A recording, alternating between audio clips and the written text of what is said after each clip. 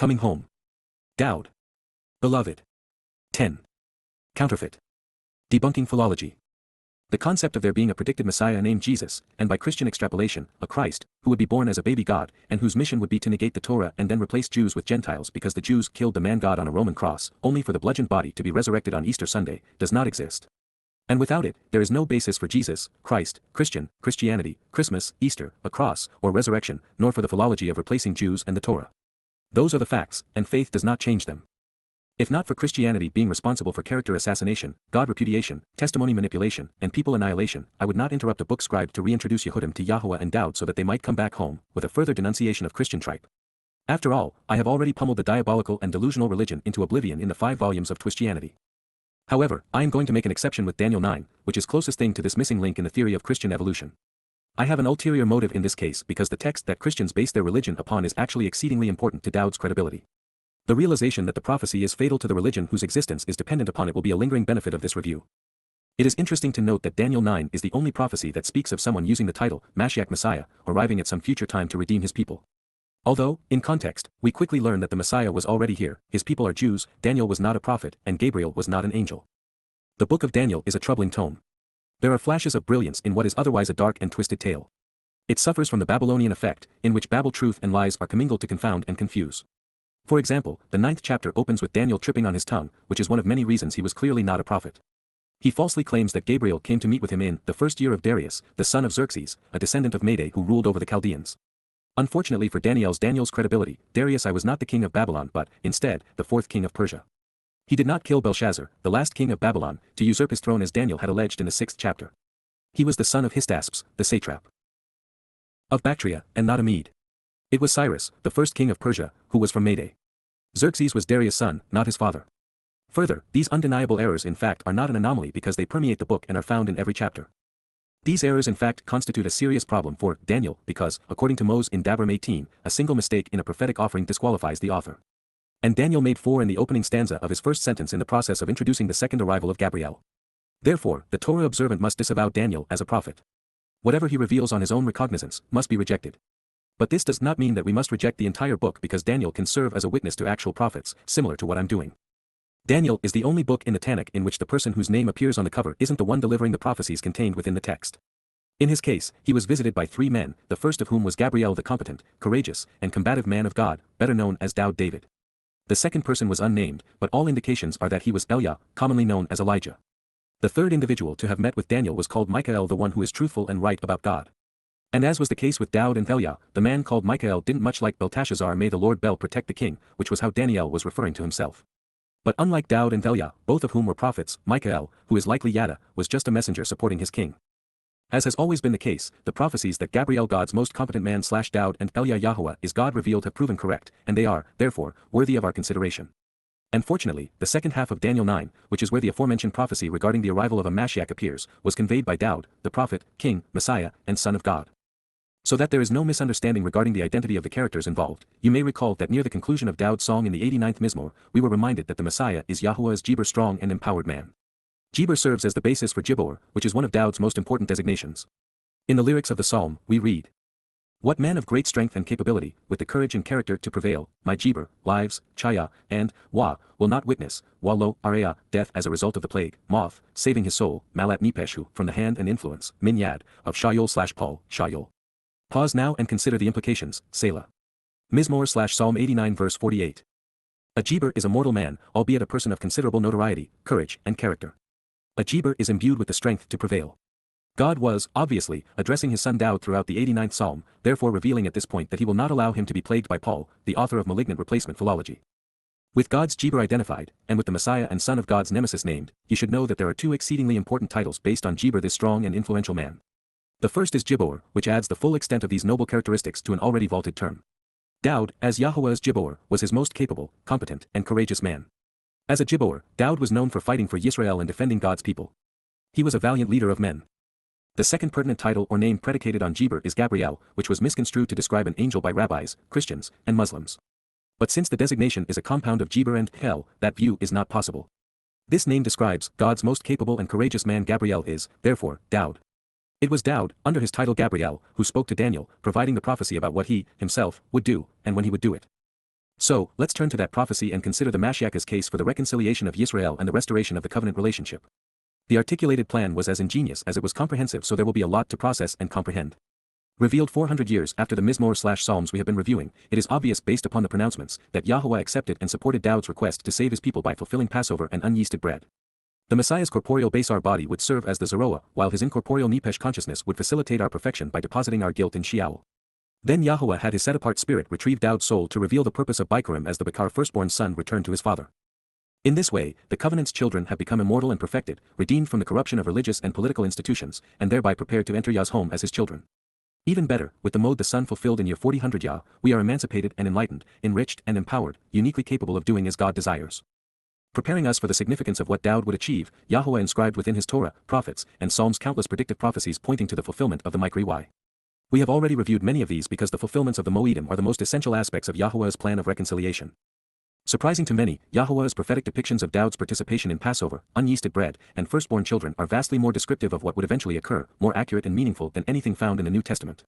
In fact, when we study the prophets, including Dowd himself, we can readily discard the jaundiced hearsay antisemitism present throughout the Christian religious writings. Among the last books revealed, just prior to Yoel, Zechariah, and Malachi, was Daniel/Daniel. And while he was more scallywag than prophet, since he was in the heart of the beast, Yahuwah sent Dowd to explain how his people might extricate themselves from this religious and political swamp. As a result, under the guise of Gabriel, God's most capable and courageous man, the Messiah provided a truly amazing and comprehensive prophetic portrayal relative to Yahuwah's timing and intent. This is particularly true with regard to what is presented in the 9th chapter, which we will dissect momentarily since it is universally misunderstood and yet exceptionally enlightening. While a captive in the heart of the beast, in the most corrupt place on earth, in the birthplace of institutionalized religion and its amalgamation with politics, militarism, and economics, in the very place Yahuwah asked Abraham to leave before he would be allowed to participate in the covenant, in Babel, Babylon, Yahuwah's firstborn son revealed a prediction that unlocks the mystery of time, ultimately pinpointing the very date that he would arrive in Jerusalem to fulfill the spring Moedim. However, it is also important that readers realize that prior to Gabriel's arrival, Daniel demonstrated that he was not a prophet. His introductory statement was inaccurate, as I've mentioned. Darius I was the 4th king of Persia 17 years after Belshazzar's death. He was the son of Histasps, the satrap of Bactria, and became the spear-bearer of Cyrus's son, Cambyses II. Xerxes was actually Darius I's son, not his father. Further, while Xerxes ruled Persia from 485 to 465 BCE, and had a son named Darius, he was murdered by Artabanus so that Xerxes' third son, Arses, could claim the throne, ruling under the name Artaxerxes, beginning in 464 BCE. In addition, it was Cyrus, not Darius, who was a descendant of Mede. This was also the case with the interloping Magi, Gaumata, who played a significant role in this chain of events. Therefore, with Daniel failing the Torah's test of a prophet, as would Ezekiel after him, we must properly contend with the Babylonian effect if we are to benefit from what follows. In the first year of Ba Shana Ekadla, Darius, Dariash, a Babylonian name implying that he was good, the son of Ben, Xerxes, Achashwerosh, proclaiming that he was a hero among rulers, a descendant of Min-Zerah, from the seed of Mede, a foreign name meaning middle land, encouraging us to question whether it was day, sufficient in Hebrew, who, Asher, reigned as king over, Malak, Al-Makoth, the Chaldeans, Kasdim, those who break the earth, a synonym for Babel.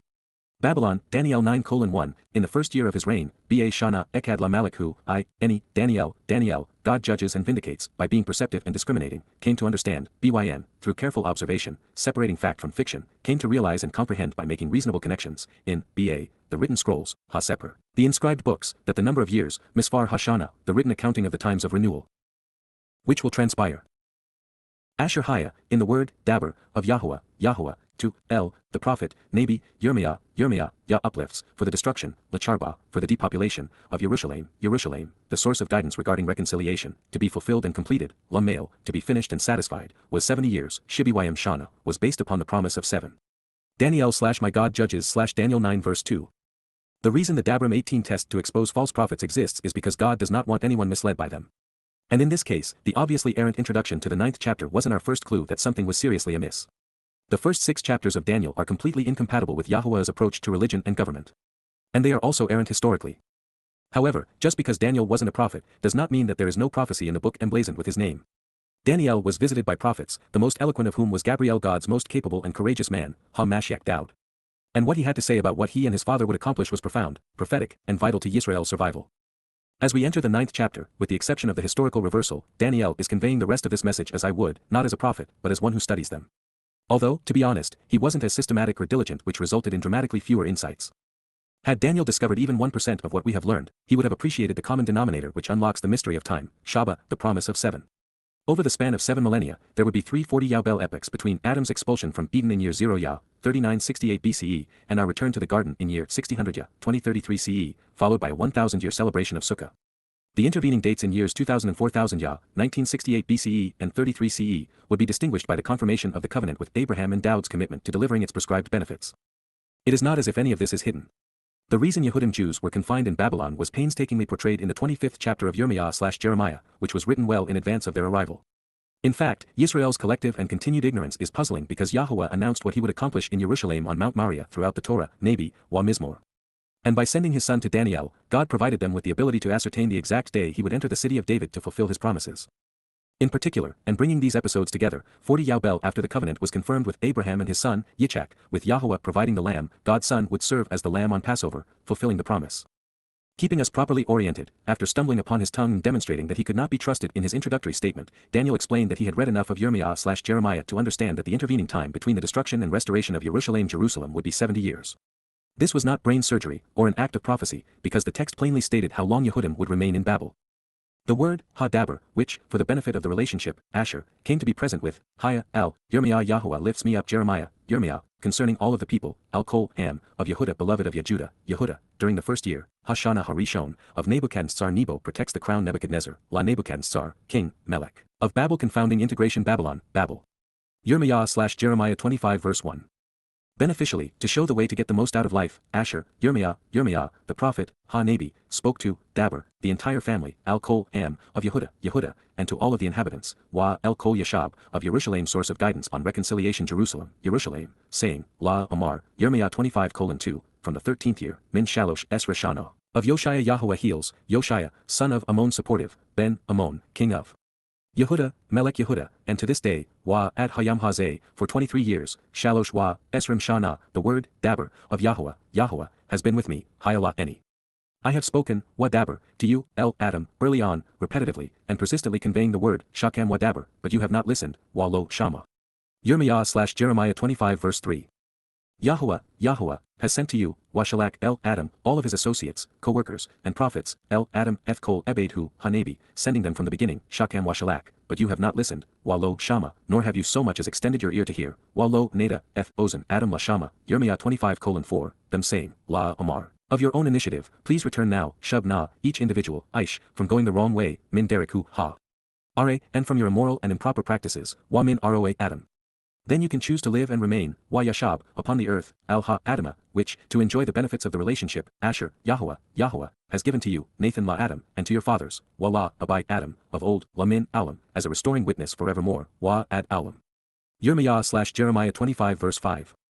Therefore, Wa, you should not continually chase after, Al-Halak Achar, other gods, Elohim Acre, serving them, La Abad Hem, neither bowing down and worshipping them nor speaking for them, La Chawalahem. Do not habitually provoke and grieve me, Wa Lo Kaaz Eth Eni, with the product, Ba Maaseh, of your hands, Yad Adam.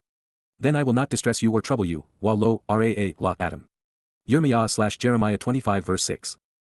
And yet, you have not heard me, Wa Lo Shama El Eni, declares, Naam, Yahuwah, so, therefore, Laman, you have provoked me, Kaaz Eni, with the work of your hands, Ba Maaseh Yad Adam, doing so to your own detriment, bringing misery upon yourselves, La Areh La Adam. Yirmiyah/Jeremiah 25 verse 7. This entire land, Wakol ha Eretz Hazoth, will become, Haya, depopulated and deserted, Lacharba, wasting away, Lashama. And because of what they have become, Waha Ele Eth, they will be reduced to servitude, Abad, by Gawi Melech Babel the Gentile king of confusion, Gawi Melech Babel, for 70 years, Sheba, Shana. Yirmiyah/Yahuwah lifts me up/Jeremiah 25 verse 11.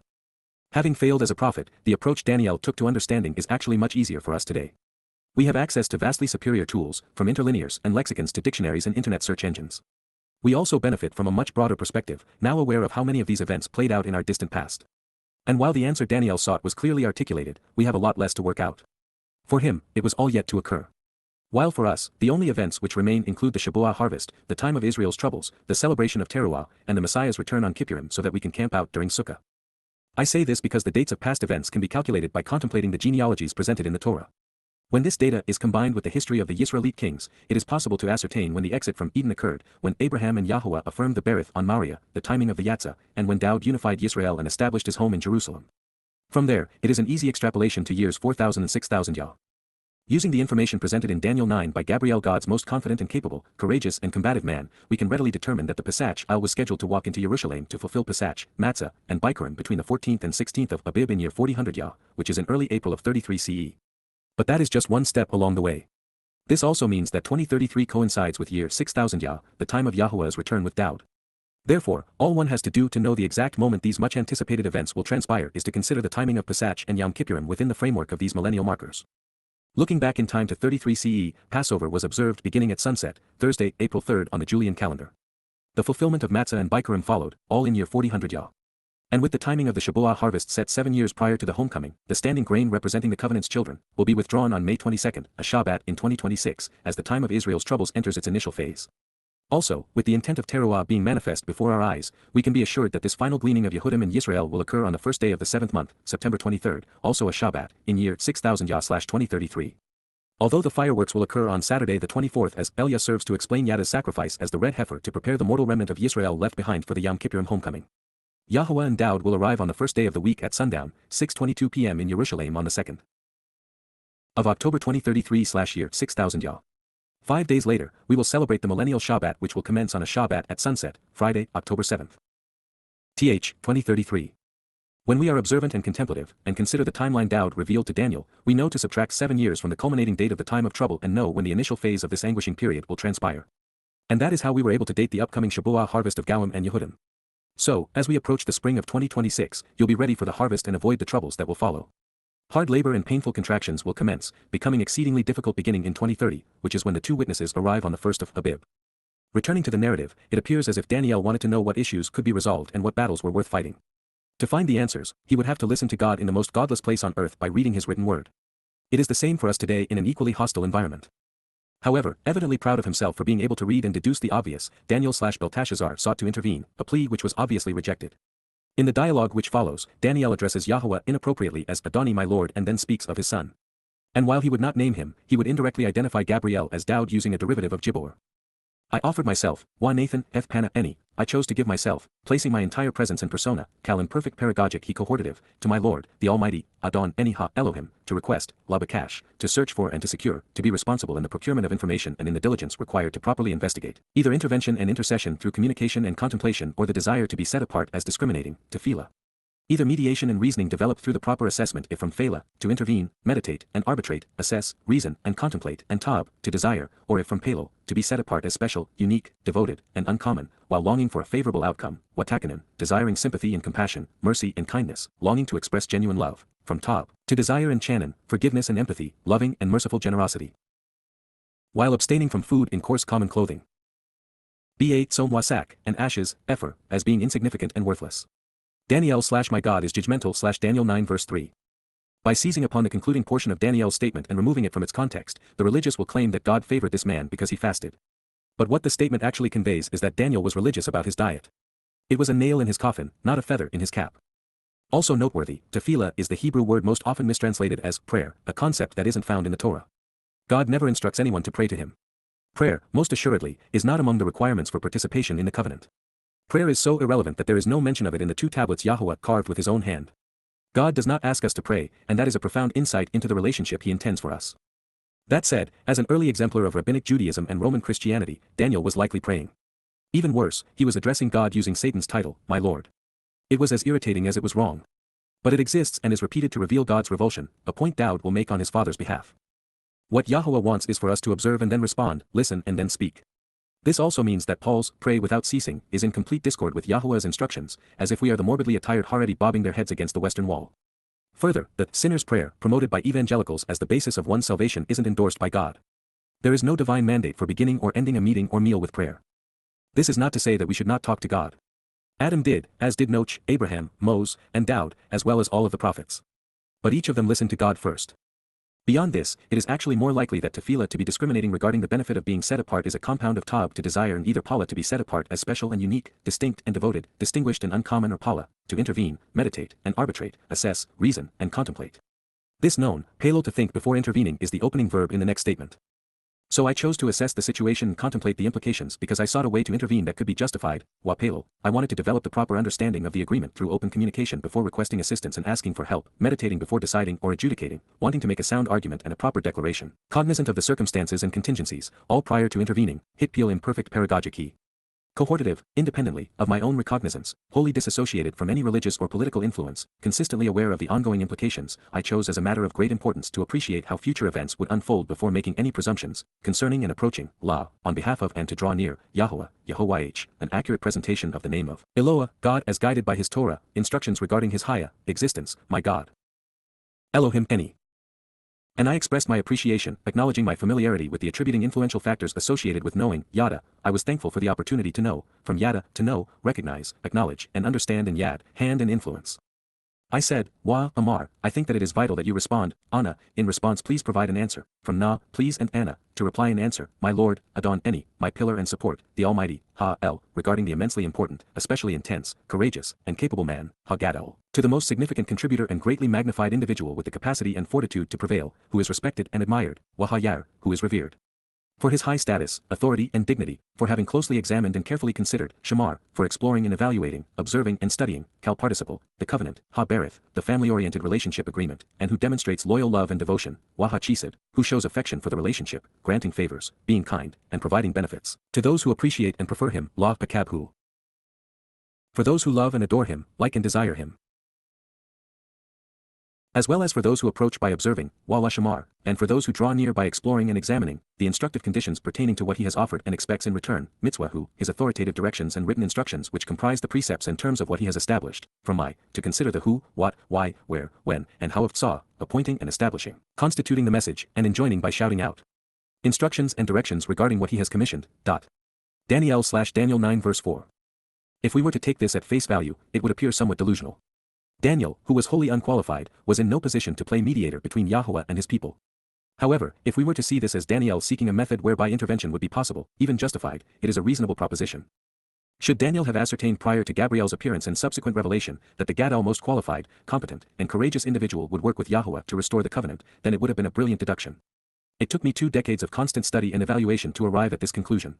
If Daniel saw it as well, he would have been correct in his assessment of Dowd in that the Messiah's intervention was vital. Moreover, God's Son was uniquely observant of and devoted to the covenant family. It is unquestionably true that those who come to appreciate what he accomplished by observing the conditions and benefits of the covenant are welcomed by Yah. Dowd is both the exemplar of the covenant and the means to our participation in it.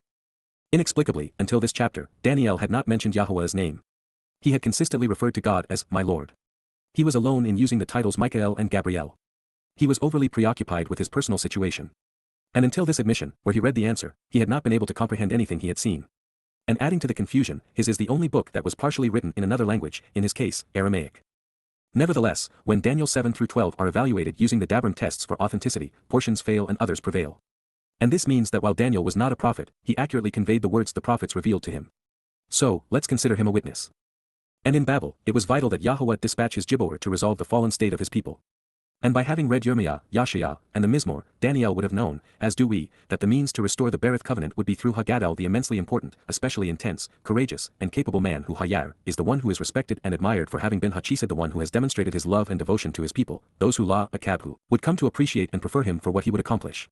Through this Gadol, the Messiah Dowd, the Shamar observant would be reconciled by Mitzwahu, the instructive conditions pertaining to what he has offered and expects in return. Whether he knew it or not, he had written a marvelous introduction for Gabriel's imminent arrival and the Messiah's announcement of what he would accomplish. Then, as for what follows, Daniel's assessment was correct, but that was hardly new. He would have read this in Yirmiah, Yashayah, Haushah, and throughout Dowd's Mizmor. We have missed the way, Chada, we have erred and forfeited the opportunity, and we are guilty of perverse corruptions and distortions, Awa, of twisting and perverting. We have violated the standard, Waraza, we are especially evil, wicked, and unjust, immoral, unethical, inconsiderate, and invalid, because, we have rebelled, Merid, we have resisted and opposed this advice. We have turned away from, Wasur Min, we have rejected and removed, the terms and conditions of your relationship agreement, Mitzvah Ada, what you are offering and expecting in return, and also from, Wamin, your means to make informed and rational decisions regarding the way to justly resolve disputes, Mishpat Ada, to exercise good judgment about you. Daniel 9 verse 5. Indeed, Daniel was among them, as corrupt and guilty as everyone else enslaved in Babel. And that is the message conveyed throughout the first 6 chapters of Daniel and the lingering effect of the subsequent politicization of religion in Babylon. Should someone protest and claim that God would not use a man whose beliefs, testimony, and deeds were opposed to him, think again. He specifically said that he was using Nebuchadnezzar and that he anointed Cyrus to do as they have done, and both men have earned a trip to Sheol hell. Yahowah created evil, and he uses it as he must as a filter for free will. Sadly, the religious seldom accept the Torah as teaching and guidance. They prefer the witness of men, whether through the Talmud or New Testament. Daniel even admits that he was part of the problem. We have not listened to, Wallo Shama El, your co-workers, Ebed Ada, your associates and servants, the prophets, Ha-Nabi, who, to show the way to receive the benefits of the relationship, Asher, communicated the word, Daber, in your name, Ba Shem Ada, to our leaders, Melech, Anachnu, to our clerics and kings, to our authority figures, Sar, Anachnu, to our highest-ranking rulers and their subordinates, to our forefathers, of Anachnu, and also to all, Wa El Kol, the people. Of the land, Ha-Eretz, of the region and earth. Daniel 9 verse 6. As a witness, not a prophet, Daniel was responsible for listening to Yahuwah's prophets and then applying what he learned by sharing their message. When Daniel admits that he is among those who have not listened to Yahuwah's co-workers and prophets, he is stating that he was still among the lost rather than the learned. When we consider the wealth of prophetic material Yahuwah has provided for us, from Moses to Malachi, God has done his part. By failing to capitalize, Jews have not done theirs. Yahuwah communicated with them and through them for 1,000 years, but thereafter there were no longer any listeners. I realize that Christians, Muslims, and progressives are similarly misled, but it isn't the same. God did not cut his covenant with them, liberate them, or address them through their prophets in their language, over the course of 50 generations. The paths are many away from God, the way to him is as I have presented it. Approaching you, La Ada, are those who are right, Hatzedakah, are those who are honest, trustworthy, loyal, and correct, the upright and moral, but for us, Wallah Anachnu, is the presence of confusion and shame, Bashath Hapana, is personal humiliation. It is the same to this day, Ka Hayam Hazeh, for the people of Yehuda, La Aish Yehuda, and the inhabitants of Jerusalem, Wallah Yashab Jerusalem, even for all Yisrael, Wallah Kol Yisrael, those who are nearby, Ha Kerob, and those who are far away, Wa Harachok, in all of the places, Ba Kol Ha Eretz, which you have scattered them, Nadak Hem Sham, due to their disloyalty and their fraudulent claims, Ba Ma'al Hem, their treacherous propensity to lie, overstepping their bounds, while acting like they were above it all. This makes them untrustworthy and unreliable, as well as in violation of the agreement, Asher Ma'al, with you, Ba Ada. Daniel 9:7. Yahowah, on us, La Anachnu, is the apparent presence, Pana, the face and prevalence, of confusion, humiliation, and shame as a result of our improper attitude, Bashath Hapana, from our political and religious authorities, Melech, Anachnu, clerics and kings, to our leaders' representatives, Wallah Sar Anachnu, our highest-ranking officials, authorized subordinates, and spokesmen, as well as our forefathers, La of Anachnu, because we have erred, missing the way, Asher. Chada, because we are guilty and bear the loss, having forfeited the benefits of the agreement, to approach you, La Ada. Daniel 9 verse 8. There were those who were right, but you'll notice that Daniel did not count himself among them. Rather than being correct about Yahowah, he was confused. And with the natural tendency to read right past this admission, it was repeated for Yisrael's benefit. Having studied the prophets, beginning with Moses, we know that overt rebellion against the Almighty had been pervasive during the Yatzah Exodus and it has remained so, no matter the place or time. Yisrael has been routinely mild disloyal. God's people have developed a propensity for mild fraudulent claims which would continue in Babylon and thereafter for millennia, ultimately permeating the Talmud and other rabbinic writings. This same level of confusion is inherent among Jews on the cusp of Israel's troubles and Yahuwah's return. In Israeli politics, there is no separation between synagogue and state or between progressives and divisive protests. Rabbis are overwhelmingly political and the political are often overtly religious. Of all of the things that have made Benjamin Netanyahu bad for Israel, his willingness to appease and bribe the Haredim for their political support is among the most devastating. That said, liberals like Yair Lapid are far worse for having endorsed the two-state solution while bringing Israel to the brink of civil war. By including those dwelling in Jerusalem and Israel in this condemnation, this statement was evidently intended to address today's inhabitants because Jerusalem was depopulated by Babylon and Israel by Assyria. Having suffered so many centuries of disloyalty and enduring countless fraudulent claims, Yahowah naturally sees his people as untrustworthy and unreliable, even as disappointing and disgusting. This problem runs from the top down and includes the secular and the religious. Daniel's next point is true, even though his approach to it was less than desirable. According to, La, my Lord and upright one, Idown Eni, my foundation and pillar, our God, Elohim, Anachnu, the merciful, Harakamim, the compassionate, and forgiving, Waharakamim, the one who pardons, indeed, KY, we have rebelled, Merid, we have engaged in premeditated opposition, against him, Bahu. Daniel 9 verse 9. With the irritating repetition of, my Lord, Daniel has reconfirmed his rebellion. This title is in opposition to Yahuwah's nature and intent. God has a plan to pardon his people, and he wants to forgive them. Unfortunately, the likes of those Daniel represents have chosen to ignore, even reject, what Yahowah and Dowd have done. They have vehemently attacked the Passover lamb, nullifying the benefit of his sacrifice. They do not even acknowledge matzah, other than incorporating it into Passover as a missing ingredient. They are clueless regarding Bikurim and Shabuah, and they have replaced Towrah with a Babylonian holiday. Perhaps worst of all, they have inverted the purpose of Kippurim, turning the day of reconciliations into a time of self-affliction and twirling chickens. It is as if they concur with their ancestors and never want to see or hear from Yahowah again. Making matters worse, they have ignored their Mashiach, and Zoroah, irritating God and traumatizing themselves. Since Moses, Yahusha, Shamuel, Dowd, Yashaya, Haushah, Yirmiah, Eliah, Zechariah, and Malachi were inspired by God to condemn the Jewish religion, we would be wise to view Yahuwah as decidedly anti-religious. While Yahuwah is merciful and forgiving, he is also discriminating. And he will reject the religious for having rejected him, composing their own Torah while erasing his name. Yisrael's political, religious, economic, and military leaders, indeed the nation's forefathers, bear the blame for this mass rebellion against God. They are the reason women and children suffer, and people are misguided. The very individuals Yisraelite society has been indoctrinated into respecting, even revered as holy men devoted to God, are the most deserving of scorn and condemnation. The most influential in the sight of men are the least worthy from Yahuwah's perspective. This dichotomy is one of many reasons they do not get along. This is not my opinion or even my interpretation but, instead, Yahuwah's position. He etched it in stone so that we would be aware of it. In the second of 3 statements written on the first of 2 tablets, Yahuwah wrote, "You should not continue to associate yourself with or engage on behalf of, lo, asala, ada, you should not make a practice of attending to or doing anything with, you should not act upon or involve yourself with, you should not profit from or celebrate, a religious image or object of worship, pesel, or any, wakol, visual representation of something, timuna, likeness, appearance, picture, drawing, painting, or form which depicts or resembles a substitution, which is in the heavens above. Asher ba ha shemaim min ma'al, which is on the earth below, wa asher ba ha eretz min tahath, or which is in the waters, wa asher ba ha maim, beneath the land, min tahath la ha eretz. Shemoth 20:4. You should not speak about them on your own initiative or make a practice of bowing down and worshipping them, lo, chawa lahem, you should not continue to promote their message on your own accord or display their words because such uncoerced and ongoing verbal declarations and announcements will influence you by revealing your allegiance to them on an ongoing basis, and you shall not habitually serve them or compel anyone to be passionate about them, while lo, abad hem, you should not submit to them or encourage anyone else to do so.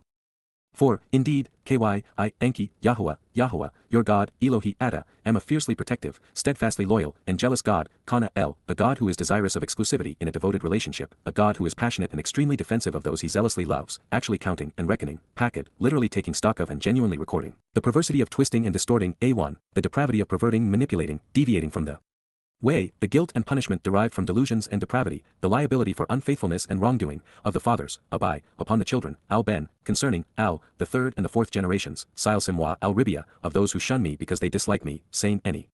Shemoth 20:5. However, I will genuinely act and actually engage to literally prepare, perform, and produce, Asa, I will actively affect and appoint, offer and celebrate, and I will demonstrate by doing what is required to deliver on behalf of those who respond, loyal and devoted love, unfailing mercy, unearned favor, and genuine kindness, chesed, actual forgiveness, steadfast and ardent appreciation, a friendly and affectionate relationship, faithfulness and goodness, on behalf of, to enable the approach of, thousands, Elephim, who move toward me and love me, Ahab any, who form a close and affectionate, familial relationship with me, coming to know and like me, who come to prefer me and find an association with me desirable, and also, in addition, who approach me by closely examining and carefully considering, Lashamar, my instructions pursuant to what I am offering and my conditions regarding what I am expecting, mitzvah, any. The stipulations which uphold my relationship agreement and mutually binding contract. Shemoth/names/Exodus 20:6. Yahuwah has asked us not to be religious. God is opposed to religious imagery, critical of religious behavior, and antagonistic toward religious services. He is intolerant of the promotion of any message associated with any god by any other name, and that would include Allah, Jehovah, the Lord, Adoni, Hashem, the Eternal One, and Jesus Christ. The reason is straightforward and simple: Yahuwah is committed to developing a loving and monogamous relationship with us. It is something he is passionate about, which is why he is personally involved in his people's reconciliation. Also relevant to what we just read, thousands among billions is only 1 in a million, culling the audience considerably for the covenant. Based upon all we have considered in the Torah, Nabi, Mizmor, it is likely that only 1 in every 1,000 Jews living today will return to Yahuwah, less than 15,000 among 15 million. Gowan will be even less receptive, with 1 in a million representing fewer than 8,000 among 8 billion. Foremost among those not listening was the one speaking. In addition, we have not listened to, Shama, Yahuwah, as directed in his Torah, teaching regarding his Haya, existence, our gods, Elohim, Anaknu, voice, Ba Kau, by having our steps guided by, Lahalak Ba, walking in, his Torah teaching and instructions, his guidance and directions, Torah which, to reveal the benefits of the relationship, Asher, to show the way to get the most out of life, he provided, Nathan, he offered and gave as a gift, in our presence, Lapana Anaknu, before us, through the hand, Ba Yad, of his servants, Ebed, his associates and co-workers, the prophets, Ha-Nabi. Daniel 9:10. This is another of the reasons Yahuwah is so frustrated with Yisrael and Yehudim. His Torah guidance was revealed in their presence. His prophets were of their ethnicity and wrote in their language. God prioritized them over all others, speaking directly to them, for them, and with them about them. And nothing has changed in 2,500 years. As for Daniel, he held the answer in his hands. He had read it, but he was unable to apply its lessons. In this way, he continues to represent the Herdim, the masters of duplicitous delusion. And having searched Chabad and Christian websites for their explanations of the narratives throughout the first 6 chapters, as well as the inversion of reality found in the opening statement of the 9th, I found that they all managed to venerate Daniel's religiosity. And that's surprising since they failed to present their own history accurately and could not foretell the future, universally failing the test of a prophetic revelation. It is relevant to know that Yahuwah's Torah teaching isn't limited to the first 5 books which comprise his witness. His Torah guidance permeates what he revealed through his Nabi prophets. Everything Yahuwah revealed from Bereshit/Genesis to Malachi/Malachi is both prophetic and contains God's Torah instructions on how to live a fulfilling life. It all exists so that we might avail ourselves of his mercy and enjoy his love, so that we know how to become adopted into his covenant family. Driving the point home, this remains true for Jews who overwhelmingly prefer their Babylonian Talmud. Their problem runs so deep that they not only lie by claiming it was first given by GD along with the written Torah, but they also actually refer to this book of rabbinical drool as Torah. Therefore, the witness reported, "And all, Wakol, of Yisrael, individuals who strive against and oppose God, has passed over, Abar, has arrogantly meddled, and with intense personal feelings acted upon unjustified opinions of themselves to repeal and transgress your Torah teaching and directions, Torah Ada, source from which your instruction and guidance flow, and have turned away, Wasur, have continually, actually, and demonstrably removed themselves, rejecting and cutting off, Kal infinitive. Refusing to listen, La Bilti Shama, to the sound of your voice, Ba Kal Ada.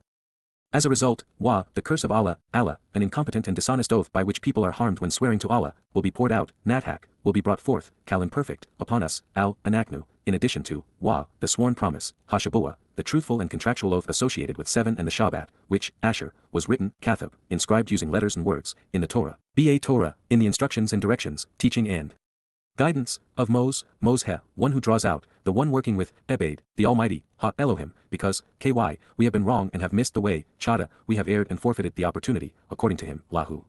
Daniel/My God Judges/Daniel 9 verse 11. Throughout Yahuwah's witness, the message is the same. The Yisraelites and Yehudim were consistently warned that they brought a curse upon themselves and that have estranged themselves from God because they prefer their jaundiced rhetoric to his teaching and guidance. With this assessment indisputable, why do so many Jews remain unaware that Yahuwah hates their religion? Amazingly, Daniel has once again included himself among those who are going to be cursed. Why is it then that no one until now has been willing to believe him? Yes, I know, we all fall into the trap of using we when addressing some of the irresponsible things we humans have done. But when it is pointed out by one of Yahuwah's diligent editors, I make the correction, setting those of us who listen to our God apart from those who do not. Abar speaks of rabbinic malfeasance because the religious have intensely and personally, passionately and arrogantly meddled where they did not belong by projecting unjustified opinions which have served to repeal and transgress another's testimony. And in this regard, it is hard to miss that Daniel was writing in Babylon about the horrid consequence of the Babylonian Talmud. In the second half of this pronouncement, we are reminded that the Torah does more than present the means to engage in a relationship with our Heavenly Father. It also delineates the consequence of ignoring God and choosing to be religious. Yisrael has been forewarned, and so God's people are without excuse. Jews have brought this suffering upon themselves. It was not God's choice. Should you think that it is unfair for God to consistently criticize Jews for not listening to him when so many others have been worse, then consider this, there would be no Jewish people had Yahuwah not rescued them. The descendants of Abraham would have been annihilated in Egypt, just as there were no survivors among the Philistines after they were conquered and enslaved. They are his people. He ransomed and rescued them. And even before that, Abraham would have been without an heir or inheritance without Yahuwah's intervention. Moreover, Yahuwah revealed himself to Yisrael, singling them out as the beneficiaries of his covenant. And when Yahuwah asked the children of Yisrael if they were in accord with what he had prescribed for them in the Torah, they shouted out in unison, "We agree." Judaism has done far more than just write Yahuwah out of the religion. The religious have perverted the intent of his Torah, corrupted his berith, and misrepresented his Mikra while misappropriating the meaning of the mitzvah and mishpat. The words of the rabbis have come to take precedence over the word of God. Judaism is now so restrictive, with its religious laws, kosher rules, and Shabat demands, Jews have encumbered themselves with the most burdensome of religions, almost as if they prefer being slaves. Suffering and death should not be blamed on God. Mankind in general and Jews in particular have brought these things upon themselves. It is a message which permeates the prophets from Moses to Malachi.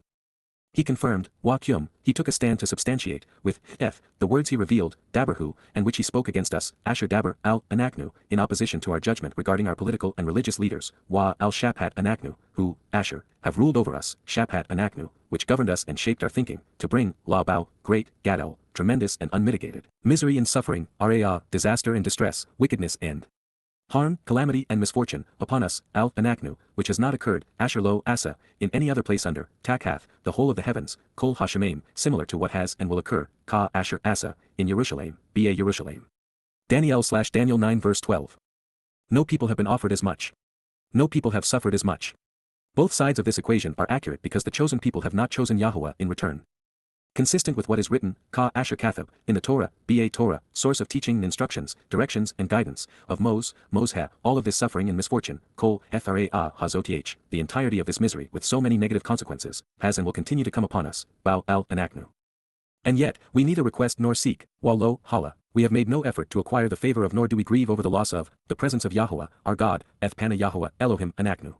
We cannot return because we have not changed, lo, shub, without turning around we cannot be restored, from, min, our depravity and corruptions, aon/a1 Anaknu, the wickedness we have committed by twisting, bending, perverting, and distorting, and that is because it affects our ability to be prudent and thus understand, while asakal, forestalls the insights needed to succeed and prosper, capitalizing upon, the breadth of your support and verifications of your reliability, ba emeth.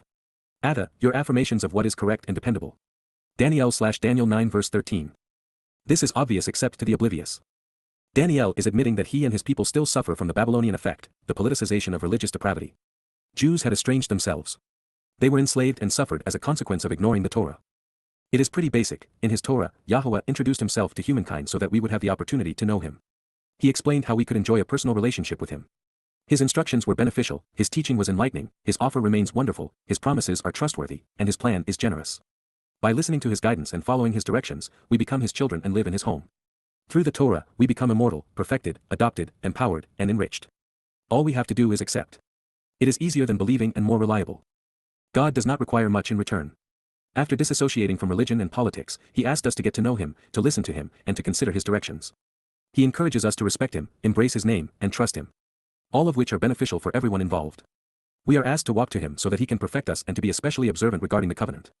But also, like a good father, Yahowah explains the consequence of rejecting his guidance. And so, Yahowah, the proper pronunciation of Yahowah, our Eloah, God as directed in his Twrah, teaching regarding his Hayah, existence and our Shalom Wm, restoration, was vigilant and he did not hesitate, Shakad, having paid attention he was prepared, to bring these difficult circumstances and consequences upon us, Al-Ha're'ah Wabau, Hi Al, Anaknu. Obviously, KY, it is clear, Yahowah, our God, Elohim, Anaknu, is right, tzaddik, is correct in his judgment, fair, just, and moral, in everything he does, al-kol ma'asehu, in all he accomplishes and works on, as well as what he acts upon when engaging for the benefit of the relationship, Asher, Asa. Therefore, it is we who have not listened to him speaking to us, while lo, shama, ba kaulhu. Daniel/my God is judgmental/Daniel 9 verse 14. Even in this, Daniel was modeling today's rabbis. He was reading the words but not applying them. He knew that he was part of the problem but did not seem to appreciate that it was his religious and political indoctrination in Babylonian lore that had been the cause. This is an early example of tough love, of recognizing that sometimes we must allow our children to suffer the consequences of their choices. Often, it is the only way young people learn and grow. When we overcome, it is how we develop character and confidence. There is a debilitating misconception that love is never hurtful or hateful. And yet, for love to be real, for it to be beneficial, the loving must not only disdain that which is contrary to the interests of those they love, they must allow them to learn from the consequence of not being appropriately discriminating. Yahowah was and remains right. Since his people decided religion is better for them than the covenant relationship, they must be allowed to suffer the consequence of that choice. He could not rescue them from the Holocaust because they were no longer his but, instead, belonged to the rabbis. Had he intervened to preclude their suffering, the rabbis would have taken credit and justified the unjustifiable. So, while the opportunity to learn from their mistakes was forfeited, it was at least available and not misappropriated. And so then, Atta, wanting to provide the benefits of the relationship, Asher, our God, Elohim, Anaknu, descended to withdraw, Yatsa, brought out, your people, Atta, from the land of subjugation by religious and political tyrants, Min Eretz Mitzrayim, from the crucibles of oppression, with a firm and unyielding, resolute and uncompromising hand, Ba Yechazak, with an unrelenting influence. Since then, you have made, Asa, you have engaged and acted to create, a reputation for yourself, La Adashem, which is similar to today, Kahayam Hazeh. We have been mistaken and have gone astray, Chada, we have erred and forfeited the opportunity, having condemned ourselves, Rasha, and are guilty of being wrong. Daniel/my God Judges/Daniel 9 verse 15. There was an interesting transition in pronouns in mid-sentence from first person, our, to second person, your. This indicates that Daniel didn't make the connection between Mitzrayim and Babel. As proof of this, he claims that, you have made a reputation for yourselves, excluding himself from their company. And yet, it was the reputation he had made for himself that became the driving force of Daniel chapters 1 through 6 and is still bleeding into these pages. While we know that the children of Yisrael were often mistaken along the way, the problem has grown worse, not better. God did the right thing, removing his children from harm's way in Mitzrayim and again from Babel. But once liberated from religion, delivered from politics, and safely home, he let them make their own choices. And as a result, they have made a bad reputation for themselves. Having returned to religion, and having yearned to be political, they have not just gone astray, they have marched right back into a crucible of their own design. Judaism has condemned Jews. O my Lord and upright one, Dowd any, in a manner consistent with all of what makes you worthy and right, ka kol tzedakah ada, according to your righteousness and integrity, and by your will to acquit and vindicate, please turn away from and withhold, shub na, your frustration, af ada, your resentment and disappointment, and your extreme displeasure and antagonism, wakima ada, your righteous indignation, toward your city, Jerusalem, min, yir ada Yerushalayim, your set. Apart mountain, har kodesh har, even, ky, toward our offenses, ba sheet anaknu, our propensity to be wrong and go astray, and toward our guilt, wa ba cheda anaknu, in addition to the misdeeds and religious perversity, wa ba a1, of our ancestors, of anaknu.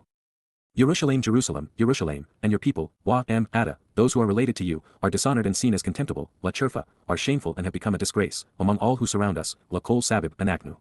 Daniel/God Judges/Daniel 9 verse 16. Daniel had this backward. Jews would have to discard their antagonism toward Yahowah before God could relinquish his against them. They had picked this ill-fated fight by being religious, and Yah could not and would not accept them as they were and remain. Should this be your first time through this material, I suspect that you are surprised to find the pretext to the only prophecy pertaining to the future arrival of a Messiah so vehemently anti-religious. This being so, Wa Ada, our God, Elohim Anaknu, please choose to listen and be receptive, Shama, let it be your will to hear, being favorably inclined, Kal imperative, to this plea for intercession and desire to be set apart as discriminating, El Tefillah, either prayer for intervention or a longing to be distinct and different, uncommon and unique, from Tab, to desire and Paula, being set apart as special, made by your servant, Ebed Ada, of your co-worker and associate. Along with his longing for mercy and compassion, Wa El Takanin who, his desire for kindness, favoritism, love, and generosity, from Tab, to desire and Chanan, forgiveness and empathy, compassion and generosity, for the light of your presence to shine, Wa or Pana Ada, upon your set-apart people and place, Al Mikdash Ada, over that which is distinctly different, from I, to consider the implications of Kadash.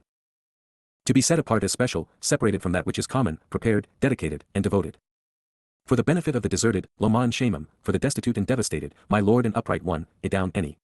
Daniel/God Judges/Daniel 9 verse 17. God does not, and should not, listen to us, not until we have listened to him. Daniel's approach epitomizes religion, and it is wrong, as is referring to our Father as the Dowd Lord. The Hebrew lexicons, which seek to define words based on their roots, typically link tefillah with pelo, to intervene and intercede, to meditate and arbitrate. And while that's fine, it then becomes inappropriate to render tefillah as prayer everywhere else. This known, tefillah is more likely derived from phela, to be distinct, separated, and distinguished, set apart and uncommon. Phela also speaks of being marked out as special, even of being discriminating. My God, Elohim any, incline your ear, Nada Ozen Ada, and listen, Washama.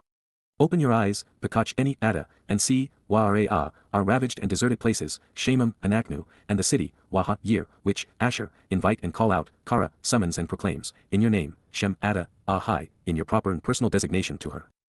However, KY, not upon our righteousness, Al Tzedakah Anaknu, not on our merit, because we would fail, Naphau, we are inferior and without standing. Our plea for mercy, Takanun Anaknu, our desire for favoritism and kindness, in your presence, Lapana Ada, upon your appearance, is indeed because of, KY Al, your compassion, Rakamim Ada, your love and devotion, which is great, Harab. Daniel/My God judges, condemns, and vindicates/Daniel 9 verse 18. There was absolutely nothing Yahowah wanted to hear from this man other than for him to shut up. There was nothing Daniel could show him that he wanted to see. Moreover, he was wrong. The opposite was true. Yisrael was deserted because Jews did not invite Yahowah into their lives, did not welcome him into their hearts, or even mention his name. Mercy is afforded to those who are attuned to Yahowah's testimony as documented in his Torah, Nabi, Wa Mizmor. He guides those who do so through the Berith and Mikra Beth. That is where we find his Chanan and Rakam. We are invited to be with God when we listen, and we are rejected when we choose to express our desires to him instead. The religious have nothing to say that is going to impress God and a great deal that is sure to irritate him. There are times when I'm hesitant to translate a passage, and this is one of those occasions. The previous 3 times through this material, I ignored it, moving past it to the next statement. I am uncomfortable with Daniel's incessant pleading and praise. Further, his use of Adoni my Lord is inappropriate and disturbing. Nonetheless, here is what he said next. My Lord, Adoni, my Master, I want you to listen, Shama, as an expression of my will, I choose for you to hear what I want to say, Kal imperative paragogic ecohortative, energic second person masculine singular, I am emphatic and emotional in choosing for you to urgently listen. My Lord, Adoni, my Master, I am emphatic and emotional in my appeal for you to choose to remove the guilt and forgive, Salak, it is my desire for you to want to pardon the wrongdoing, Kal imperative paragogic ecohortative energic. My Lord, Adoni, my Master, on my own initiative, I believe that it is imperative that you pay attention and become responsive, Kashab, you need to choose to be alert and attentive to what I want, hyphal imperative paragogic ecohortative energic, because it is necessary for you to act, Wa Asa, you must engage, Kal imperative. Do not remain inactive, be hesitant, or delay, Al-Fachar, do not linger, hesitate, or wait any longer by doing something different, Peel imperfect Jussif, for your own sake, Lama and Ada, on your account, O my God, Elohim any, because, indeed, KY, your name, Shem Ada, is called, Kara, he is summoned and invited, proclaimed and welcomed, read and recited, over and above your city, year, Ada, and upon your people, Ada. Daniel/my God is judgmental/ Daniel 9 verse 19. This was not his best effort. Prophets listened to Yahowah and then write his message down for God's people to read. Witnesses, like Daniel, read what these prophets have written and then expound upon it, making their message relevant to their place and time. Doing neither, Belteshazzar, Daniel, was demanding that his Lord listen to him. Worse, he was bossing God around. We do not need to tell Yahowah when, where, why, or how to respond. It is best when we learn these things from him. Further, it is disrespectful. Working through Moses, God revealed when and why he would act, and, through Dowd, how and where. So, to ask the Almighty to repeat himself is akin to rudely sleeping through a professor's lecture, losing his textbook, and then demanding he return on the weekend to provide a special session just for you. If accommodated, it would not only reward bad behavior, and be a waste of his time, it would be counterproductive. One of the reasons witnesses such as myself are credible is because our presentations of God's testimony are readily validated. By citing publicly disseminated and proven prophetic sources rather than private revelation, our conclusions can be tested and affirmed. Also worth pointing out, begging for forgiveness is a complete waste of time. There is nothing to be gained by antagonizing God by pleading with him to provide what his Son has already established. Listen to Yahowah and act accordingly. He will do the rest. It should be obvious that the previous 18 statements have been either annoying or redundant, with Daniel/Belteshazzar claiming credit for what a score of previous prophets had written.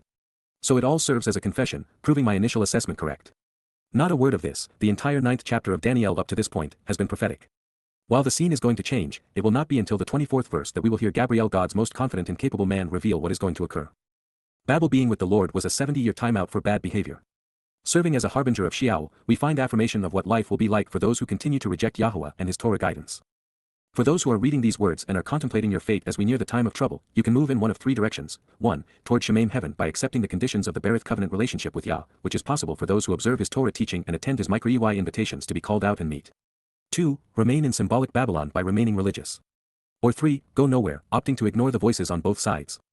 But what you cannot do, at least apart from being ignorant and irrational, is to claim that what follows somehow justifies the creation of a new religion at odds with the Torah and in opposition to the very people God is trying to save. The preceding portion of Daniel was not couched in mystery, although it was doused in religion. It was not conveyed using metaphors or symbols but, instead, religious verbiage. It was a confession, easily corroborated, because Daniel was ad-libbing what Moses had written. While Daniel's religiosity was irritating, his Torah citations are important because, apart from this preamble, the following prophecy is universally misappropriated and misunderstood. There are 2 days being predicted, and they both pertain to fulfilling the YYV, days which are only meaningful when celebrated in accordance with the Torah's guidance regarding Chag Matzah. But since, with the Torah and its covenant, there can be no quarter for religion, should a rabbi or priest ascertain the timing, they would lose their faith in the process. This compound prophecy was conveyed by Dowd under the title of Gabriel, God's most competent and courageous man in 538 BCE, 570 years prior to its fulfillment in 33 CE and 2570 years before he would engage to honor his portion of what he proclaimed regarding year 6000 Yah in 2033. The timeline for God's redemptive plan hinges upon what the Messiah accomplished on Passover, unyeasted bread, and firstborn children in year 4000 Yah, and what we accomplished to enhance the harvests of the promise of sevens and trumpets in advance of the Kippurim homecoming and Sukkah's return to Eden 40 Yah Bel thereafter. Then, while I was continually communicating and conversing, out any dabber, when I was speaking well beyond normal expectations, and pondering questions and contemplating their answers, Pelo, making inquiries regarding the justification to persuade, seeking intervention, arbitration, and intercession, and also thinking about and foreseeing future contingencies and events, and, expressing my gratitude over casting aside, Yada, my appreciation and thankfulness for being able to admit and toss away, my pardonable offenses for having missed the way, Chada any, the consequence and punishment for me having gone astray, my iniquity and guilt associated with me wandering away from the right path, and the consequence of my people, Yisrael, going astray, Chada any Yisrael, in addition to the wrongful nature of my lost family, those who strive against and struggle with God, presenting, Naphal, settling upon, offering, and letting go of. My earnest request for favor and mercy. Tekina, my petition and plea for kind, generous, and favorable treatment, to approach the presence of, Lapana, to come face to face with, Yahowah, an accurate presentation of the name of, Eloah, God as guided by his Torah, instructions regarding his Hayah, existence, my God, Elohi, on, upon, the set apart, Kodesh, separating, consecrating, preparing, dedicating, purifying and cleansing, mountain, Har, of my God, Elohi. Daniel/God is my means to decide between vindication and condemnation Daniel 9 verse 20. The vocabulary changes but not the message, and that is because Daniel continually struggled with the realization that his role was to listen to what the prophets conveyed and then share what he learned. But at least this was better. There were no, my lords, and no demands. And on the positive side, he spoke of searching for answers and of a desire to approach Yahowah, knowing that he had missed the way. Unfortunately, begging for forgiveness was only making matters worse. He needed to stop requesting mercy and start walking along the path Yahowah had provided to receive it. Reconciliation is there for the accepting, not requesting. As we approach Dowd's appearance and a return to prophetic relevance, it becomes apparent that Daniel wanted to benefit from what he was witnessing. Having lived a life foreshadowing the ill effects of the rabbis, he needed what God and his Messiah would be providing through Chag Matzah. If our reporter is in heaven, it is proof positive that the Torah can pardon the offense of having missed the way. Having studied Yahuwah's Torah teaching, we know that the Zoroa's fulfillment of the Mikra of Pesach opens the door to eternal life by resolving the consequence of religion, which is death. And we realize that as a result of what HaMashiach did for us during the Mikra of Matzah, the penalty associated with religious guilt, which is separation from God, is resolved because Dowd took it all to Sheol for us. Bikurim is the result and benefit, enabling God's children to live in our Father's home, as part of his family, as he enriches and enlightens, emancipates and empowers us. Daniel was struggling to leave Babylon, something God requires of us. This chapter in his life, when compared to the others, shows that he was trying, but there was still too much Babel in him. The dichotomy between Daniel and the likes of Moses and Dowd or Yirmiah and Yashaya is enormous. His rhetoric is so divergent, it warrants full and constant disclosure. For example, we are encouraged to read the Torah and prophets, listen to what Yahuwah has to say, think about it, and then share what we have learned. Daniel was incessantly conveying his preferences, which were either irrelevant or inappropriate. I ask very little of God while Daniel is constantly pleading for one thing and then another. I recognize that Yahuwah is here to help, and I know that he wants me to understand so that I can more effectively share his message with his people. His prime objective is to reconcile the relationship with Yisrael and to be merciful. There is no need to ask God to do what he is already committed to accomplishing. Moreover, Yahuwah has told us exactly how we need to respond if we want to benefit. The first step in that direction is to be the antithesis of what we have witnessed thus far in this man. Nonetheless, Daniel became the recipient of these prophecies because he was willing to read the revelations of the prophets and at least attempt to apply some of the lessons. He was also chosen because he could write, and because of where he was at the time. In all likelihood, there wasn't a better option. This was, however, enough for us to become beneficiaries. We have, between chapters 7 and 9, been offered a brief history of the world, the story of the succession of beasts, and now we are about to witness the final solution to mankind's errant ways. While I was continuing to communicate, out any dabber, with the intent of being distinct and different, el tefillah, either praying or desirous of being set apart as discriminating and special, from tab, to desire and pala, pleading to be set apart as special while thinking about the future, asking questions and contemplating the answers, then, Gabriel, God's most confident, capable, and courageous man, Gabriel, the Almighty's exceptionally proficient and powerful defender, an exemplar of character who confirms the truth, a compound of any, I am a Jeber, particularly strong and resolute human being, a capable and authorized individual, an aggressive and confrontational person, a fighter, defender, and protector who prevails with Almighty God, from Gaber, exceptionally proficient, absolutely assured, resolutely corroborative, tremendously powerful and great, the man, Ha-Aish, the person and human being who is a champion, supporter, and defender. Whom, to reveal the proper path. Asher, to show the benefits of the relationship, I had seen, I had witnessed, observed, perceived, inspected, and considered, during the initial prophetic revelation, Ba Hachazon Ba Hatachila, in the earlier communication during the beginning vision of the future which I was able to see, offering advice while preoccupied with the destruction of existing militaries, Ya'af Ba Ya'af, providing counsel and addressing the purpose of what is occurring while appearing wearied, or perhaps exasperated, moving swiftly between battles, from Yaats, to offer advice and counsel regarding the purpose of the plan, reached out to make contact with me, Naga, Eni, extended himself to reach out to me, around the time of the evening, Irab, according to the right season of the year at sunset, offering, Mincha, apportionment which is bestowed as a present or gift. Daniel/my God is judgmental/ Daniel 9 verse 21. Thank God for Dowd's return. The conversation is looking up. To maintain our bearing, previously in Daniel 8:15 and 16, a Jeber confident and confrontational man heralded the arrival of Gabriel, God's most capable person. The final witness, whom Daniel introduces as Michael, one who is truthful and right about God at the beginning of the 12th chapter, Kara summoned Dowd, knowing that he plays the starring role in this drama.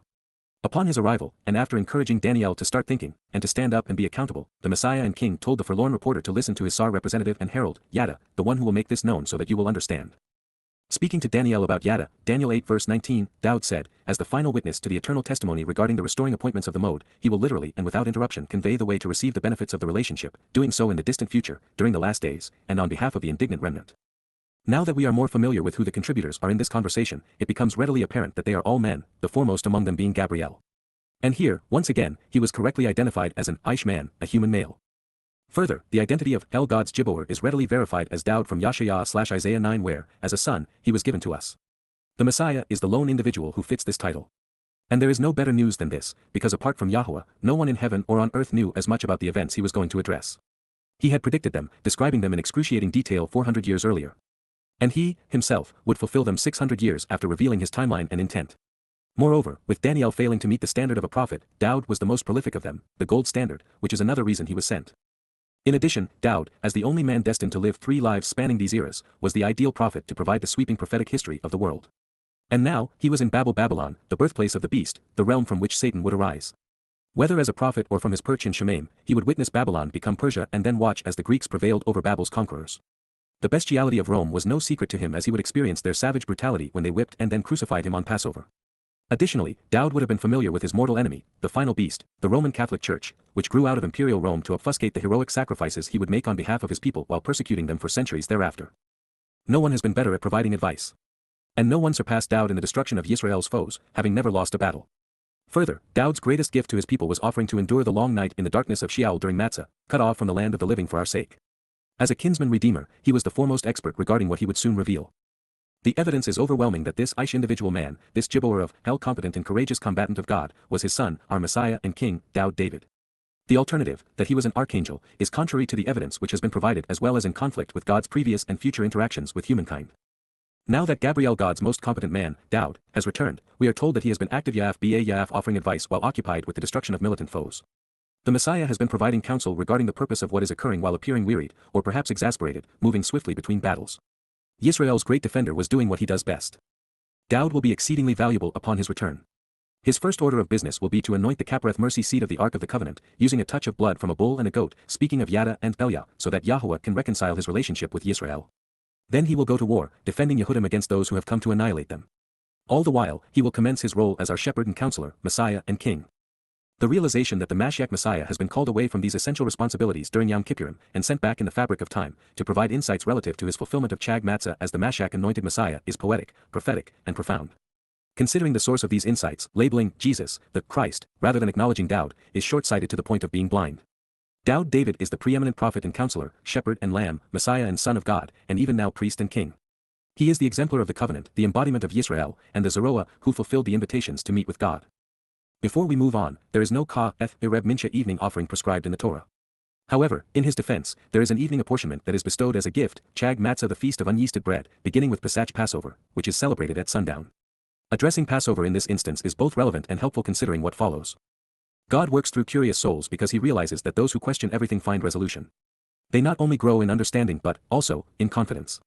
I suspect that Yahowah chose his final messenger with this in mind, recognizing his son's appreciation of how Yada would result in Byn.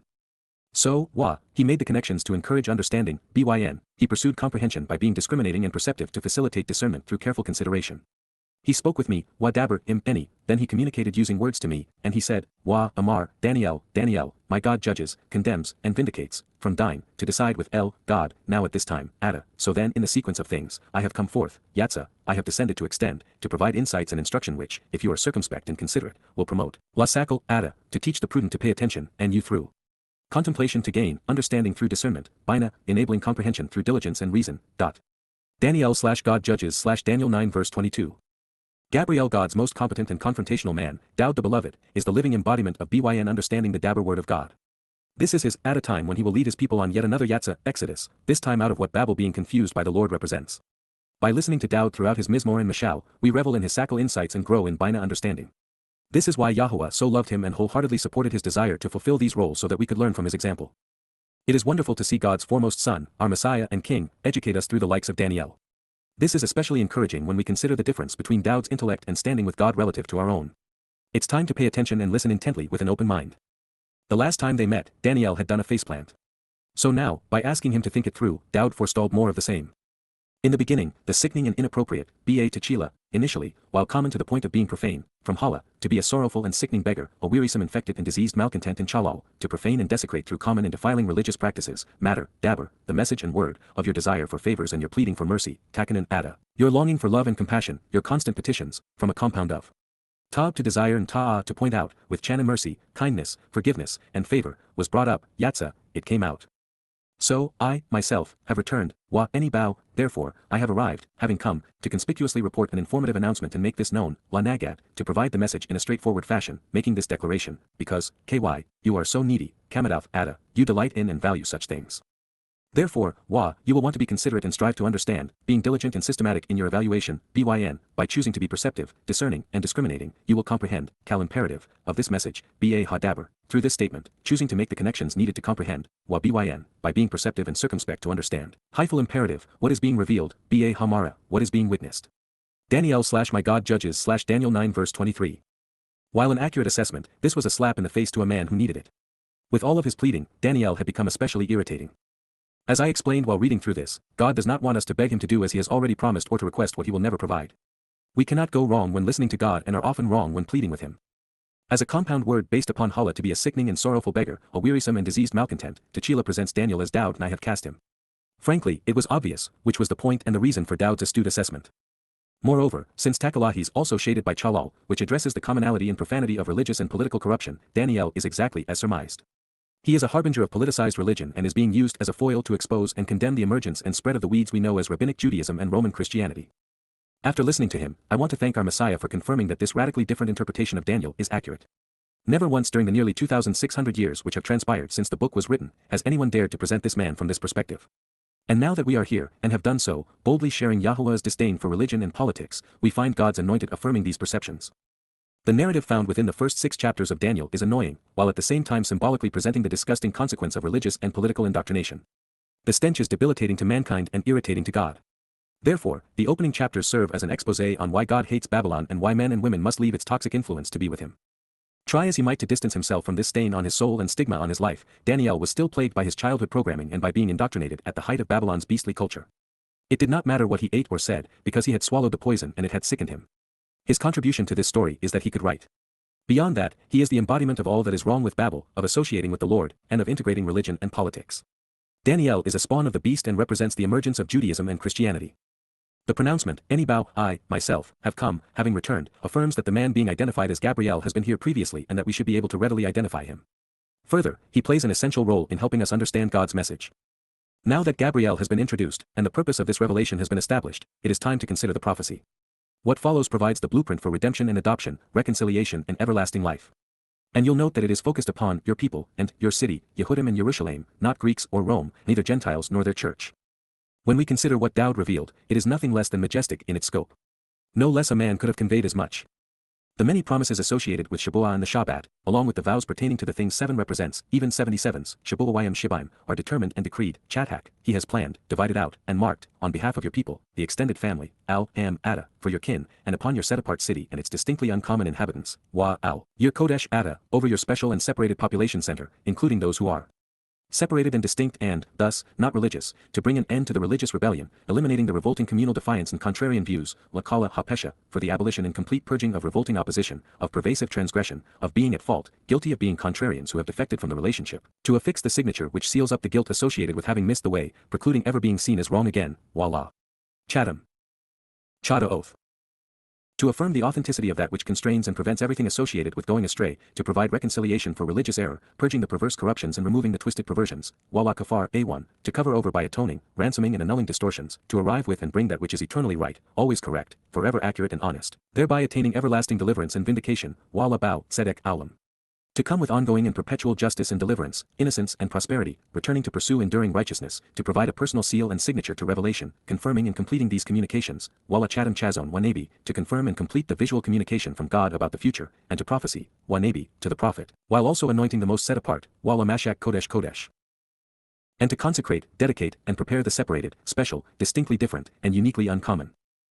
Daniel/My God judges, condemns, and vindicates Daniel 9 verse 24. This is Dowd's story, explaining why he was willing and able to fulfill the decree Yahuwah had made to his people through the YYV3C10 invitations. With his arrival in Jerusalem in advance of Passover and then again on Kippurim, he has and will bring an end to the consequence of religious rebellion and contrarian views. With him serving as our lamb and our shepherd, God's people will never stray again. With our souls perfected and the relationship reconciled on these occasions, Yisrael will be right forevermore, becoming eternally vindicated. This is the summation of all prophecy. And the fruition of God's promises occurs as Dowd anoints the mercy seat of the covenant within the Kodesh Kodesh of God's home on Yom Kippurim so that we can celebrate Sukkah. This pronouncement is for Daniel's people and extended family and, thus, for Jews. It is for his city, which is Jerusalem. Best of all, he is committing to eliminate the guilt of his people, removing it from them. The reason that I included, but did not lead with, the customary 77s rendering of YYV3C10 Shibaim in this context is that we were not given a starting point, and when one is provided in the next statement, the timeline becomes 7 plus 62 weeks, which is 69 weeks of years rather than 49, 70, or 77 depending upon how 77s is calculated. Also, since Dowd is the focus of all 7 YYV3C10, and since his work on Pesach, Matzah, and Bikurim made the Shabuah harvest possible, YYV3C10 Shibaim is communicating something considerably more important. This insight is fostered by the recognition that the Shabuah Katzer is cultivated by Dowd's Basar Herald.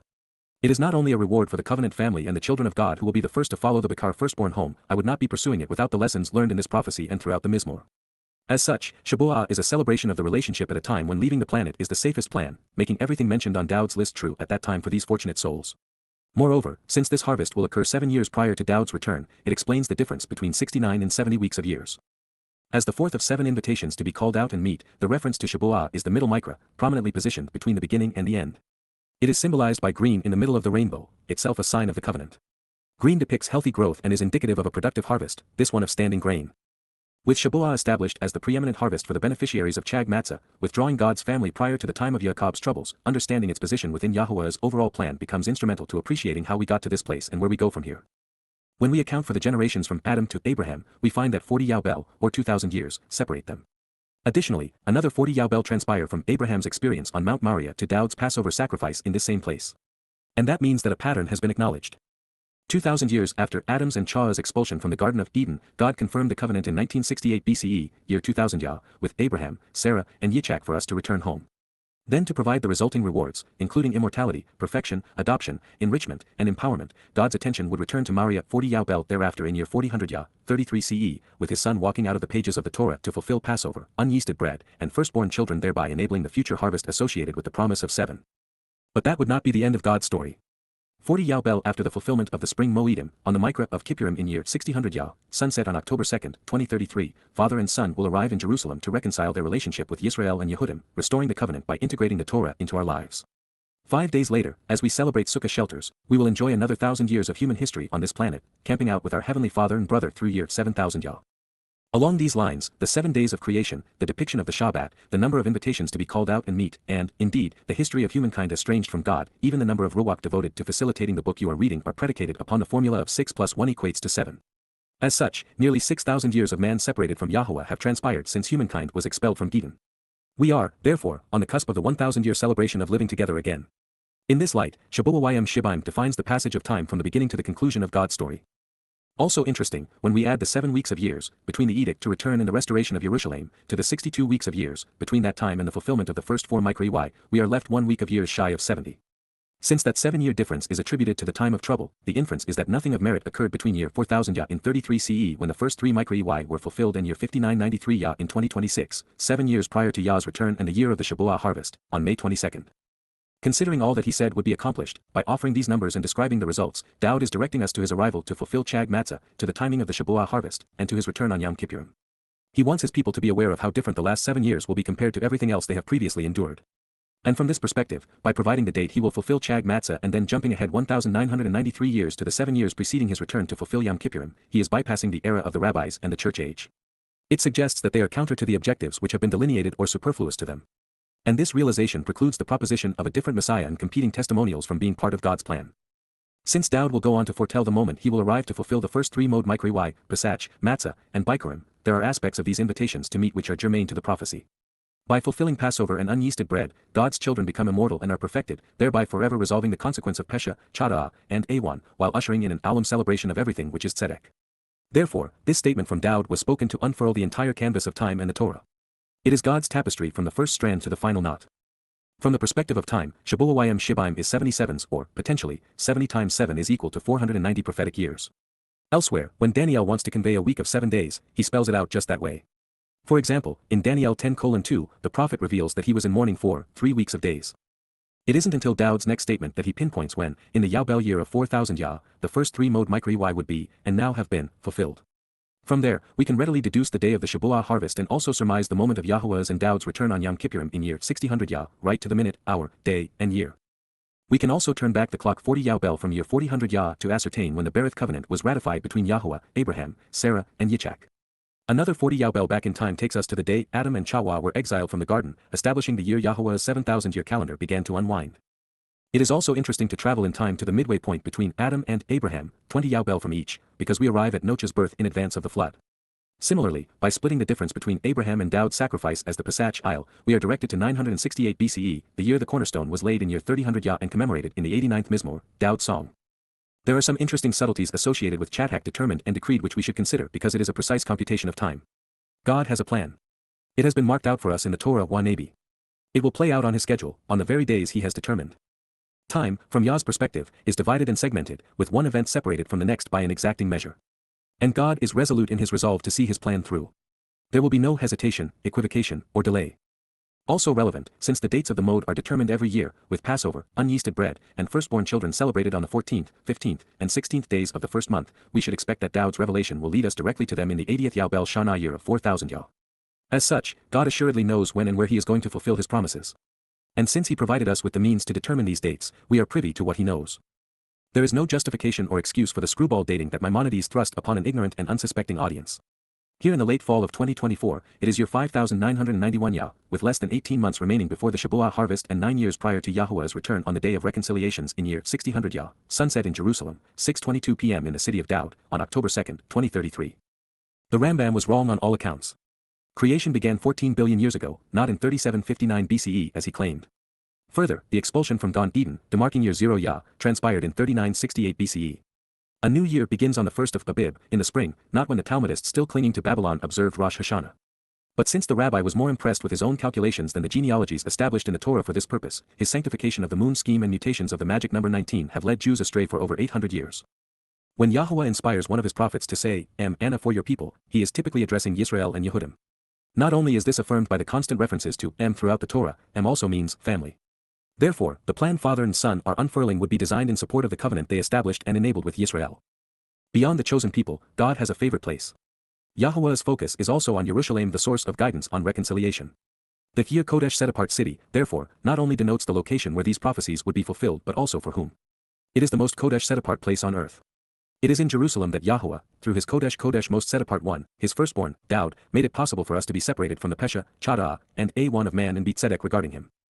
God will do so thrice more, beginning with the Shabuah, May 22, 26, and Towrah, September 23, 33, ingatherings at the inception and conclusion of Jacob's troubles. And then, he will provide restitution through the sacrifice of the red heifer, September 24, 33, to cleanse the adulterous woman in advance of the family reunion on Kippurim, October 2, 33. Kodesh is among the most revealing and least understood terms in the Hebrew lexicon. While it is errantly rendered as holy in religious translations, it actually means to be set apart. It affirms that God wants us to be like him, distinct from the ways of man and, thus, uncommon. So, when we consider the two most pervasive and popular human agencies, to be Kodesh means that we should not be religious or political. And today, being Kodesh would preclude being progressive, conspiratorial, or patriotic. To be set apart unto Yahuwah is to be separated from such things. Everything that is important to Yahuwah is Kodesh, including the Ruach Kodesh set-apart spirit. Yisrael, Yehuda, Jerusalem, and Maria are Kodesh, as are Yahuwah's name, his Torah, Berith, Mikri, and Shabat, including his Ben son and Am family. Within the third iteration of Yahuwah's home, fourth including the tenth of the witness, there will be a Kodesh most set-apart place. It will model the location where Yahuwah was seen and heard above the Ark of the Covenant. And it will be here that Dowd will Mashach anoint the Kapareth mercy seat as the first order of business upon his return on Yom Kippurim, doing so within the Beit home he and his father will erect with their words. And either literally, symbolically, or both, the Messiah will be accompanied by Elia and Yada, the goat and the bull, each of whom will have contributed to the homecoming and family reunion. Each of these things is separate and distinct from the common aspects of the human experience. And while they are all unique and special to God, the most set apart are the Spirit, his Son, and the place within his home devoted to the reconciliation of his family when his name resides. Therefore, when theologians mistranslate Yahuwah's revelation using religious terminology like holy, the faithful are played for fools. They are stupefied into believing that religion is the cure rather than the disease. In truth, Sheol hell is set apart from God, while Shemaim heaven is set apart from religion. Since this prophecy was so comprehensive in scope, it is important to recognize that the fulfillments of the first three Moedim by God's Son in year 4000 Yah laid the foundation for the result he articulated. Through them, he provided the means to life and redemption which underlying the second, third, and fourth chances that are being afforded God's people during 7 Shabbats, trumpets, and reconciliations. And that makes Kippurim the final opportunity to embrace Yahuwah for Yehudim. Through Pesach, Matzah, and Bikurim, it is now possible to prepare covenant members for the Shabuah and Teruah ingatherings and then the mortal remnant of Yisrael left behind through the Adam Apara, all in anticipation of the ultimate homecoming upon Yahuwah's and Dowd's return. There is no Kippurim without the prior fulfillments of Pesach, Matzah, and Bikurim by Dowd, and then Shabuah and Teruah by Yada, because they ensure that there will be attendees anticipating the day of reconciliations upon the Messiah's return. And this is why our message will begin to resonate with Yehudim in Yisrael as never before. Yahuwah has promised to restore his relationship with his people, revealing that there will be a family reunion in Jerusalem including thousands covenant souls and mortal Yisraelites. And for that to transpire, the beneficiaries must cease being political and religious and become sufficiently aware and accepting of what God is offering and requesting to welcome Father and Son in the way that has been foretold. If not, Satan prevails and Project Humanity is foreclosed. The reason I was solicited, and these books were written, the reason that there are scores of prophecies pertaining to what you are reading, is that we must garner Yisrael's attention for Yahuwah's plan to prevail. The idea of father and son returning to an entirely hostile crowd, which is all that currently exists among the religious and political in Israel, is not only heartbreaking but earth-shattering. And this is not hyperbole, because it is precisely what Yahowah conveyed in his concluding sentence through his final prophet. With this rendezvous with our destiny less than a decade away, everything is hanging in the balance.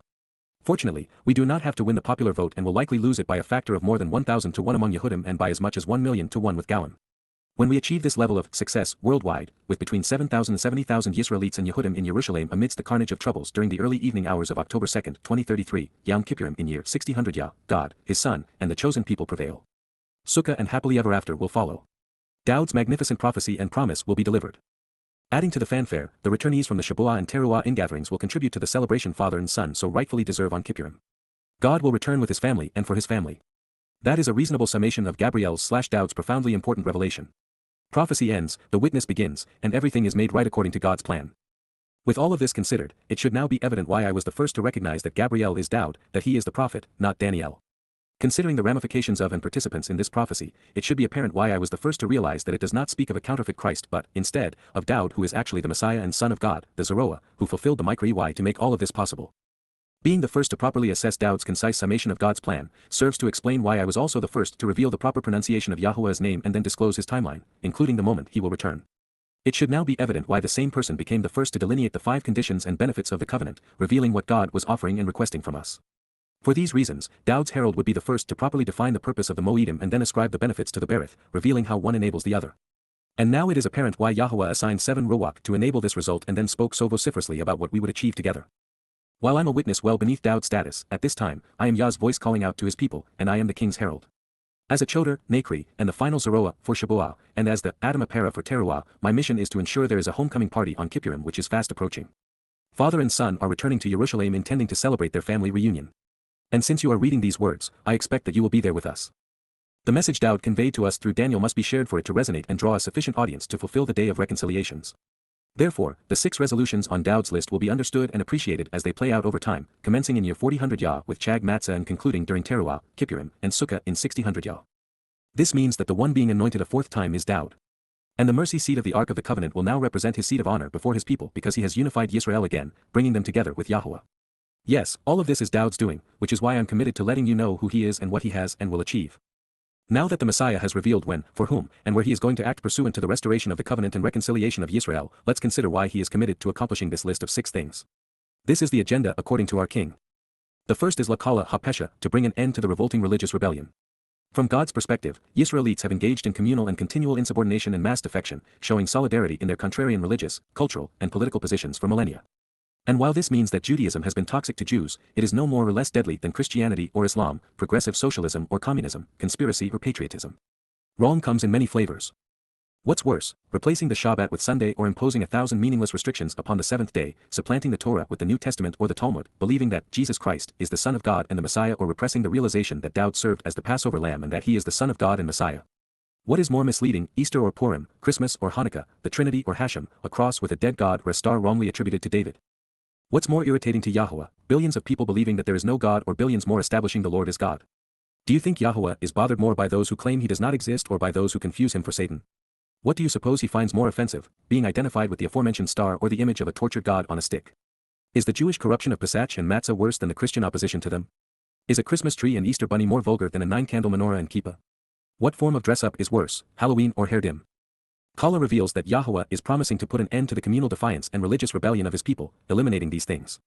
For God to enjoy our company, for the earth to become like Eden, and for heaven to be joyful, there must be a place and time where the choice to rebel and to be revolting no longer exists. This blessed time will be commensurate with the restoration of the Berith and subsequent integration of the Torah on Yom Kippurim as foretold in Yirmiyah 31. And in this prophecy, Yahowah specifically acknowledges this result. Therefore, the elimination of religion from our planet is still in our future, not our past. In this regard, Pesha serves to demonstrate a crucial aspect of human nature that must be resolved by the Messiah. It is punishment which fits the crime, especially in association with institutional, societal, and national guilt born of rebellion. This axiom undergirds most justice systems: commit a crime, do the time. Consequence and responsibility are the underpinnings of morality. And what is true in the here and now is also viable in the hereafter, although the consequences are more enduring. Yahowah is fair, so there will be recompense. Those who have misled his people, harming them, will be held accountable. Therefore, Yahowah's return on Yom Kippurim to celebrate Sukkah will be more than a day of reconciliations and time to camp out, because days of judgment will follow, thereby bringing an end to religious rebellion. The second statement of purpose has been and will continue to be fulfilled in increments. It began with the Torah serving as the Lachatam Chada'ah signed document which seals up the guilt associated with being wrong and missing the way. Through the benefits of the covenant and by acting to fulfill Passover, unyeasted bread, and firstborn children, father and son have attested to the authenticity of the Torah. And specifically, Dowd's Nepesh soul, once free of his basar corporeal body, was laden with our guilt, enabling him to carry it with him into Sheol. He left it there during Matzah, never to be seen again. The removal of our guilt, and thus the stigma and stain of religion, is the most amazing part of this wonderful prophecy, one we should accept and cherish. However, as was the case with the first of these 6 statements of purpose, while the groundwork was laid and the remedy was provided to remove the persistent encroachment of religion and politics in Yisrael in year 4000 Yah with the fulfillment of the first 3 micro-EY, this prophecy will be fulfilled in stages with the final act occurring on the day of reconciliations in year 6000 Yah so that we can camp out together forevermore. That is when Yahuwah will place his Torah inside of the covenant's children while writing his name on our hearts. Chada is typically translated as sin when it is more correctly rendered as guilt. And since it is derived from chada, it is the result of having missed the way and going astray. To be chada is to be misled and wrong about God. As such, chada is caused by religion, the lone institution responsible for mass deceptions leading the majority of people astray. This brings us to the third statement of purpose, one which also directs our attention to Yom Kippurim in year 6000 Yah. Dowd promised La Kafar A1 to provide reconciliation for the perverse distortions associated with religious corruptions. Relative to Yisrael, kafar restoration of the relationship is the prime objective. This is the verb that explains the purpose of the Day of Reconciliations. Kafar also sits at the heart of the Kapareth mercy seat of the Ark of the Covenant. And both the mercy seat and this mikra are irrevocably linked to the son's return with his father. The covenant was broken several thousand times by Yisrael, wadded up and thrown away. As a consequence, for God's people to return to fellowship, the relationship must be removed from the trash, read, and reconciled, which is to be made harmonious again. The wrongs will have to be pardoned and either atoned for or annulled. And for this result, we are again reminded of what Dowd has done during Matzah and what Yada will accomplish during Towrah. It is by honoring these promises and facilitating their intent that the returning covenant family can join the mortal remnant of Yisrael to celebrate Yahuwah's homecoming and family reunion during the Day of Reconciliations. The interesting thing about Kippurim is that like the Towrah gleaning of olives immediately preceding it on the first day of the 7th month of the 6000th year, the mode homecoming is with Yehudim and Yisrael. This is the when surviving mortal remnant of God's people will be cleansed as a result of the Adam Apera, reunited with one another, and reconciled with Yahuwah. This remnant will acknowledge Yahuwah by name, accept Dowd by reputation, and embrace the Mikri by invitation, and be reconsidered for the Berith at long last. Therefore, Yom Kippurim meets all of the previous criteria. It will occur on a predetermined date, it is for God's people, it will materialize in Jerusalem, it will bring an end to religious rebellion, and it is the day Yahuwah will place his Torah guidance and signature within his people such that they will never again go astray or wander away from him. And this means that Dowd is speaking of his arrival as Messiah and King during the Day of Reconciliations, sunset in Jerusalem, October 2, 2033. It is copiously reported throughout the Torah, Nabi, Wa Mizmor that Yisrael broke the Berith by promoting A1, perverse religious corruptions, of the truth. They went from right to wrong, liberated to servitude, enriched to impoverished, life to death, vindicated to condemned. A1 depicts a precipitous fall because there is nothing more damaging to our relationship with God than trafficking in that which is inaccurate and untrustworthy. Far worse than ignoring Yahuwah's testimony is corrupting and perverting it, bending and twisting it, because doing so conceals the truth and provides false hope. If you open a lexicon to kafar, the first thing you are likely to read is, to make atonement. But that is a religious term, meaning, to make reparation to atone for sin. As noted earlier, God has no interest in us begging for forgiveness or suffering for our guilt because he and his son have already facilitated our redemption and reconciliation, rendering us innocent and ending the prolonged divorce. Our guilt is long gone. And without evidence against us, we are acquitted of all charges. There is a secondary connotation to kafar which begins to make sense when viewed in association with the work of the Ruach Kodesh. On 4 occasions, including the Mikra of Kippurim, also Matzah, Teruah, and Sukkah, we are invited to approach the maternal manifestation of Yah's light, the Ruach Kodesh set-apart spirit. Her intent is to, kafar, cover us, in a garment of light. In this way, kafar is similar to being anointed, which also means, to coat or cover. This correlation is significant because Dowd David, as the exemplar of the covenant, was anointed both with oil and by the Ruach, symbolically demonstrating what God has planned for his children. In addition, during these Moedim, Isha speaks of the maternal manifestation of God's fiery light. This is significant because fire transforms decomposing organic matter into radiant light and energy. This is indicative of our transformation from flawed and mortal corporeal beings stuck in the ordinary flow of time to perfected and eternal, incorporeal souls expanded and thriving in the 7th dimension. Moving to the 4th of 6 prophetic promises offered in association with 77s, the Messiah stands ready to correct the consequence of Pesha, Chada, and A1 by Labau, Tzedek, Alam arriving with and bringing that which is eternally right, correct, accurate, and honest, thereby attaining everlasting vindication. Now that the relationship has been reconciled, our Heavenly Father and His Son want to surround us with that which is accurate and true, honest and reliable. They intend for our relationship to be perfect and enduring. And for this to occur, our Father is committed to writing His Torah guidance inside of us. We will have perfect and unencumbered access to the truth forevermore. As we move past the first 3 promises to the 4th, we transition from Dowd righting wrongs to wanting us to be right. Having rid the world of religion, he and his Father are celebrating our perfection. Having returned to Eden, all is good again between God and man. The 5th statement of purpose is one that the religious can neither fathom nor accept. There were only 3 prophets after this pronouncement, Yoel, Zechariah, and Malachi. Therefore, Gabriel, God's most capable and confident individual, revealed that all of this would let Chatam Chazon Wanabi provide a personal seal and signature to the documentation and authenticity which curtails the flow of communication from God through the prophets. This is one of many reasons why Yahowah never refers to his Nakri and Chodar, Dowd's Basar and Zeroah, as anything more than an Ada witness, and never as a Nabi prophet. Enough has been said and plenty has been proven to garner everyone's undivided attention and motivate God's people to come home. Should you be curious about the Christian counterclaim, there is very little, if anything, useful or new in the book of Revelation. The opening chapters denouncing the demonic ecclesia/churches, including the synagogue of Satan, were scribed to denounce Paul. From that point, the segments of the text which are reliable are paraphrases of the actual prophets such as Yashaya, Yirmiah, and Zechariah. Unfortunately, the rest of Revelation is heavily tainted by Ezekiel's fanciful tales of satanic doom, such that it, like the rest of the New Testament, fails Yahowah's Torah test regarding his inspiration. There are 38 citations from Ezekiel in Revelations, any one of which would be sufficient to condemn the book. Further, should John have been the author, he remained horribly confused by Daniel and was unable to distinguish between the actual Mashiach and the Christian counterfeit.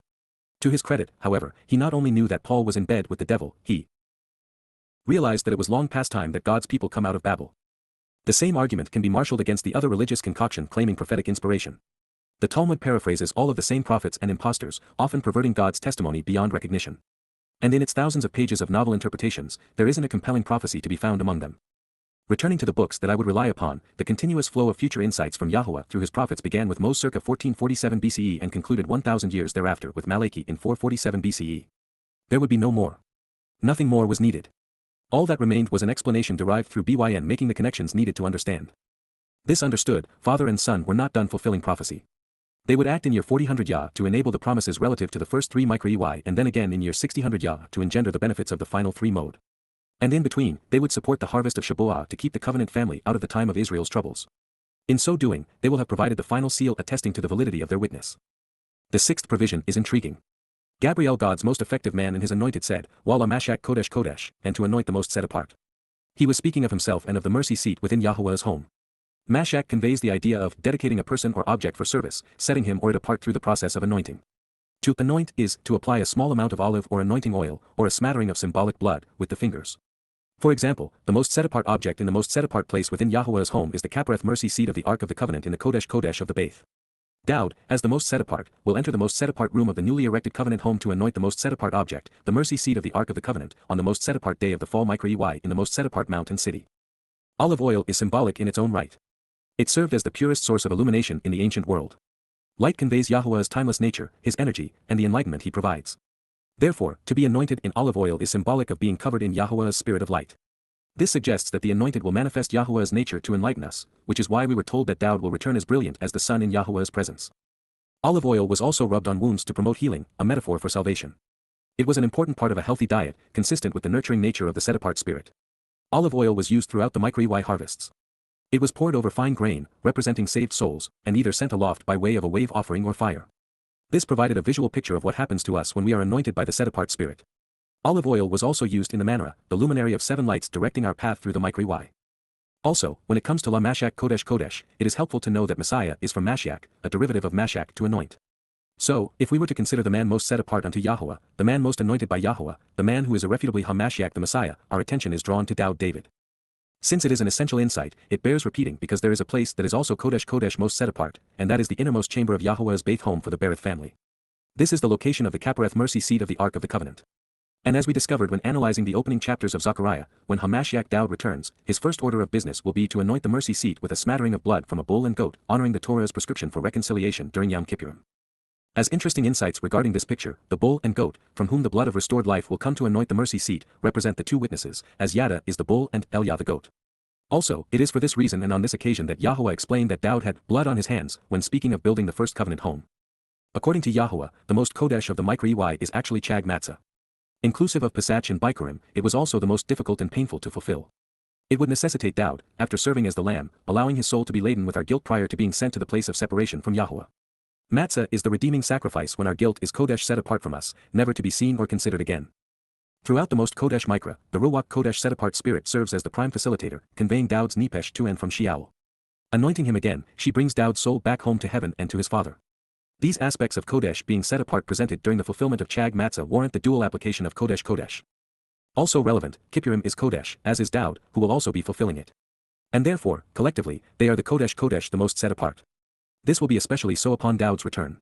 During Kippurim, the Mashiach will re-establish and restore Yahowah's home and family with his words, placing the Beit home above the current location of the original Ark of the Covenant. Then Dowd will enter the Kodesh Kodesh and Mashiach anoint the Cappareth mercy seat, facilitating the Torah's promise to restore Yahowah's family. This will be the king's crowning achievement. He will fulfill the final Chathak decree he made on behalf of God's people, doing so within his city.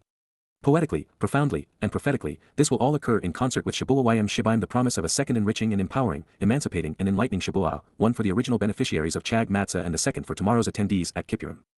Shabuah remains relevant even on Kippurim because most of the attendees during the homecoming will be accompanying Dowd, not waiting for him. The covenant members who were harvested during Shabuah and gleaned on Towrah will make the journey from heaven to earth's Eden alongside our shepherd, celebrating the restoration of the covenant and of life on this beautiful blue and green planet bathed in the sun's light. Every promise Yahuwah has made to Yisrael through the 7 YYV will be fulfilled as God's reunified family stands beside the king as he rids the earth of Yisrael's foes. Simultaneously, his father will restore the planet so that we can sukkah camp out together. The 7 days of shelters will then lead us into the final Shabat, the 7th millennium. Chag Matzah and Kippurim will work in harmony to produce the ultimate Shabuah promise of the Shabat as Yisraelites are emancipated, enriched, empowered, and enlightened, the vow of 7 sevens fulfilled again. In this way, everything Kodesh will be tzedek right again, including the AM of Yisrael, Yehuda and Yerushalayim, occurring Al-Mariah with the restoration of the Beit for the Berith through the Torah and YYV so that we can enjoy the Shabat. Therefore, the most set-apart individual, the man most frequently anointed, is returning to anoint the Kodesh Cappareth in the only Kodesh Kodesh place on earth during the Kodesh Mikra of Kippurim. That is too many Kodesh to ignore. Dowd's fulfillment of Chag Matzah with its wealth of Kodesh designations in year 4000 Yah is what will enable the celebration of the Mikra of Kippurim with the Mashiach in year 1600 Yah. Relative to the idea of being Kodesh in this setting, there were 3 amazing references in the 89th Mizmor, with the entire psalm written to affirm that the Mashiach Kodesh Kodesh is God's beloved Son, our returning Shepherd and Savior, Messiah and King, the Zeroah, Dowd David. In addition, this is also a retelling of 2 Shamuel 7. Before we move on to the next statement, I'd like to listen once again to the Messiah explain where we have just been. Gabriel, God's most capable and courageous man, said, the many promises associated with Shabuah and the Shabat, along with the vows pertaining to the things 7 represents, even 77s, YYV3C10 Shibim, are determined and decreed, divided out and planned, Chathak, on behalf of your people, the extended family, Al-Am-Ada, and upon your set-apart city and its distinctly uncommon inhabitants, Wa-Al-Yer Kodesh Ada, to bring an end to the religious rebellion, eliminating the revolting communal defiance and contrarian views. La Kala Ha-Pesha, to affix the signature which seals up the guilt associated with having missed the way, precluding ever being wrong again, Wala Chatham Chadoth, to provide reconciliation for religious error, purging the perverse corruptions and twisted perversions, Wala Kafar A1, to arrive with and bring that which is eternally right, always correct, forever accurate and honest, thereby attaining everlasting deliverance and vindication, Wala Bao, Tzedek Aulam. To provide a personal seal and signature to revelation, confirming and completing these communications. Wala Chatham Chazon Wanabi, and to prophecy, Wanabi, to the prophet, while also anointing the most set apart, Wala Mashak Kodesh Kodesh. Daniel 9 verse 24. This is Dowd's story, explaining why he was empowered and enriched, enlightened and enabled to fulfill the decree Yahuwah had made to his people through the 7 YYV invitations to be called out.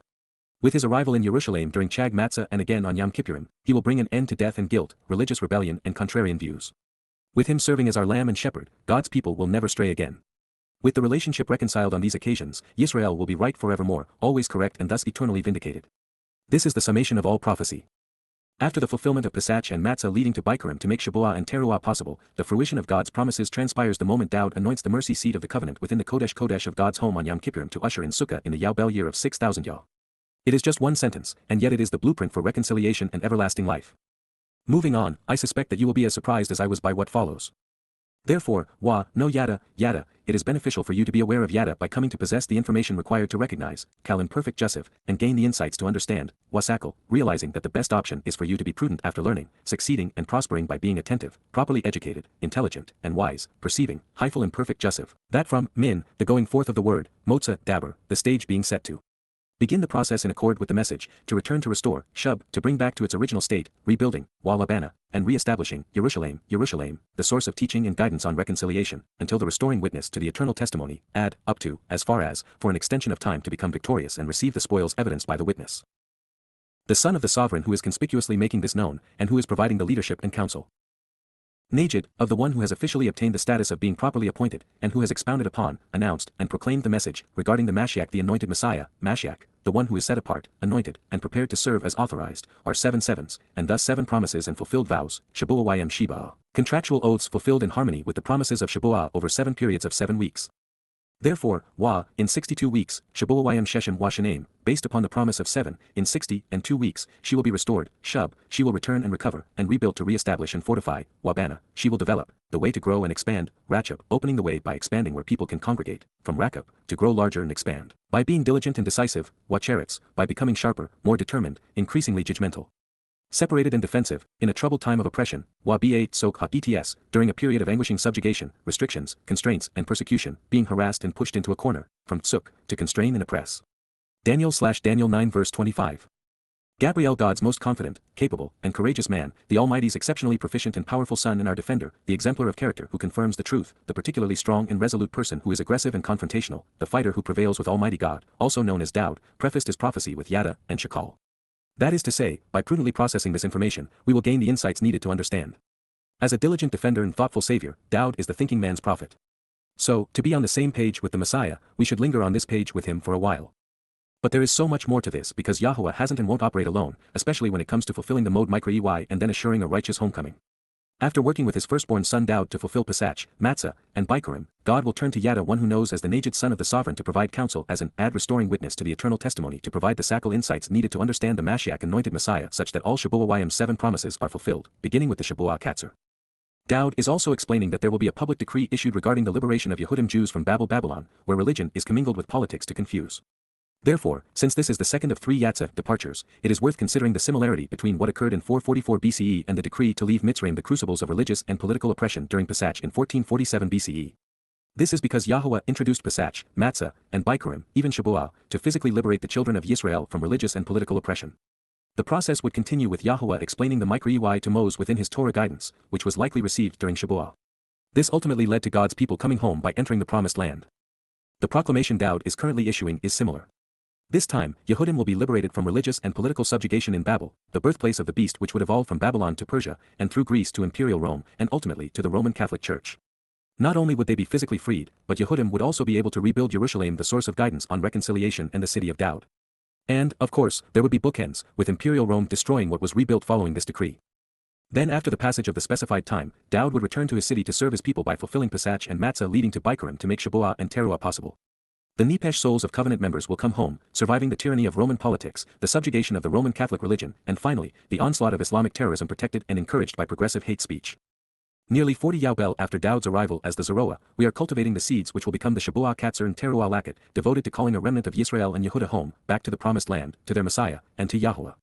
This grand reunion will occur during Dowd's family reunion on Kippurim reconciliations, which leads to Sukkah camping out with our father and his family forevermore. In this way, with the proclamation to leave Babylon and restore Jerusalem, the source of guidance on reconciliation, one event foreshadows the next, becoming a harbinger of what follows, each step liberating us from religious influence and political control so that we can come home and live as family. In conjunction with the redemption of his people, the Najid, the son of the sovereign, by Najid publicly revealing what would occur, explaining how it would transpire, and then demonstrating the character and courage to bring this to fruition, is the one who is providing the counsel to demonstrate that Dowd is HaMashiach the Messiah and that he is fulfilling his vows and those of his father over the course of the 7 mode. When God's Son is speaking, as is also the case with Elia and Yashaya, one's brain needs to be engaged to keep pace. So, when he repeatedly indicates that to figure this out, we need to be discerning, learning by processing the information which he is providing in an intelligent manner. Experience dictates that we follow his advice. In other words, we should consider how the pieces of the puzzle he has provided fit together as opposed to, say, plucking the Mashiach references out of context to promote an agenda contrary to everything else he said. To be on the same page with the Messiah, it was wise for us to linger on this page with him. In this light, we must face something exceedingly unpleasant. Dowd's gruesome and heroic portrayal of his fulfillment of Pesach and Matzah, leading to Bikurim in the 22nd Mizmor, is gut-wrenching. After describing what would happen to him in Jerusalem more than 400 years prior to this proclamation in Babylon, and 1,000 before its fulfillment, the following pronouncement may be the most cathartic ever made. It's not just that Yisrael's king and savior endured Roman crucifixion followed by incarceration in hell on behalf of the covenant family, but also his people universally denied that he had done so. Adding insult to injury, the most popular religion in human history would be based on identity theft, counterfeiting him, all while repudiating what he achieved. While it is hard to fathom, Dowd's prophecy reflects upon this, foretelling that something particularly egregious would occur in Jerusalem in 7 plus 62 weeks of years from the pronouncement to return from Babylon and restore the city. And be assured, his prophecy is far too important to have anything to do with buildings, plazas, broad avenues, defensive walls, or moats, as other translators will claim. When we turn to the verbal root of the words Dowd selected, we discover that what is going to be Shub restored and Bana established is Rachab, the way to grow by Cheretz being diligent and decisive. What is being foretold is the fulfillment of the micro-EY in year 4000 Yah because they provide the benefits of the covenant, the means to grow and expand, for those who are diligent and decisive regarding the terms of acceptance. The Messiah is also reminding us that this will occur ets in a troubling time of oppression, of anguishing subjugation, restrictions, and constraints. Dowd is speaking of Yehudim being persecuted and harassed by imperial Rome and then pushed into a corner and confined by her church. This abuse will continue, even unto the present day, albeit with additional perpetrators, Satan's assistants known as Muslims cheered on by hypocritical and immoral progressives. Dowd not only knew what was going to happen to himself and his people, but he also warned us about the impending doom 6 to 10 centuries before it occurred, both here and throughout his psalms. Inexcusably and ignorantly, when history played out exactly as he foretold, rather than celebrate the affirmation of his prophecies and benefit from the result, God's people contrived two antagonistic religions based upon misappropriating everything he said, promoting two false messiahs in his place. It is hard to imagine a greater gift or a more shameful response. And after, YYV3C10, then at another time, following this in the end, the 62 weeks, Hashabuah Sheshem Washanim, based upon the promise of 7, in 60 and 2 weeks, the anointed Messiah, Mashiach, the one who was chosen, authorized, and anointed by God, will be cut down and uprooted to establish a covenant, Kereth, will be severed from the source and banished, removed and replaced to cut another agreement with stipulations, nifle imperfect, this will be done to him on an ongoing basis, but not for himself, Lahu, such that he is negated and replaced, his life for naught. Then, the people and nation, the army and institution, of the commanding officer and supreme leader who is making copious announcements and prolific declarations, Najid, the absolute ruler conspicuously avowing, publishing, and confessing his message in your face, who is to come, Habau, who will arrive, Cal participle, will attempt to corrupt and destroy, Shaketh, will seek to ruin and render useless, castrate and cast off, annihilating, Hyphal imperfect, the city, year. The largest population center, and the set apart, HaKodesh, those and that which are separated and distinct, uncommon and devoted, both as individuals and as a sanctuary. And, its end, and his, Ketzu, this completion of a duration of time to be chopped down and torn asunder, note, year, Kodesh, and Najid are all masculine singular and could be addressed by who, outrageousness, will be wiped away by an overpowering force, Hashatef, overbearing nature will be overwhelmed and inundated. Also, to the very last moment, ad Ketz, as far as the completion of this duration of time to chop off and tear asunder, it is certain, Charats, it will be determined and decreed, spoken about and decided upon, that there will be devastating and desolating, shamem, destructive and ruinous, wasteful and astonishing, appalling and horrifying, war, milchama, a state of constant and continuous fighting. Daniel/God is my means to decide between vindication and condemnation /Daniel 9 verse 26. This self-portrait is awe-inspiring, both courageous and compassionate. It is hard to properly convey the enormity of this moment. I am overwhelmed by what he had volunteered to endure and overjoyed by what he accomplished. I am also horrified by what the religious have done to cheat him and so many others of the magnitude of this gift. This may be the saddest heroic pronouncement ever written. In what was the most altruistic and noble act, the Messiah came to Jerusalem in year 4000 Yah to fulfill Pesach and Matzah for the benefit of Bikurim, all for the emancipation, enrichment, and empowerment of the covenant's children, literally saving his people from themselves. He had written about his decision, affirming that he had earned his father's approval and support. He would even describe the ordeal in excruciating detail. And now, Dowd was providing us with the exact moment it would transpire.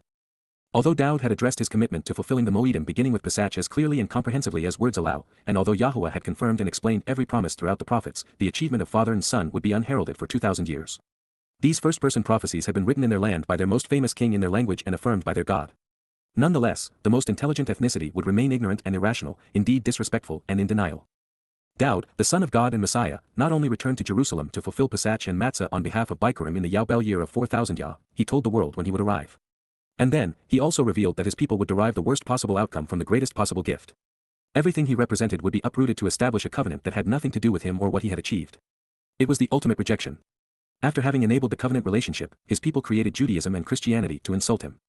Considering that he was the most credible witness in human history, a proven prophet, the most acclaimed Messiah, God's chosen implement and his firstborn son, a king unlike any other, and that he was offering to sacrifice himself to save his people, it had to be heartbreaking to know that they would reject his magnanimous offer.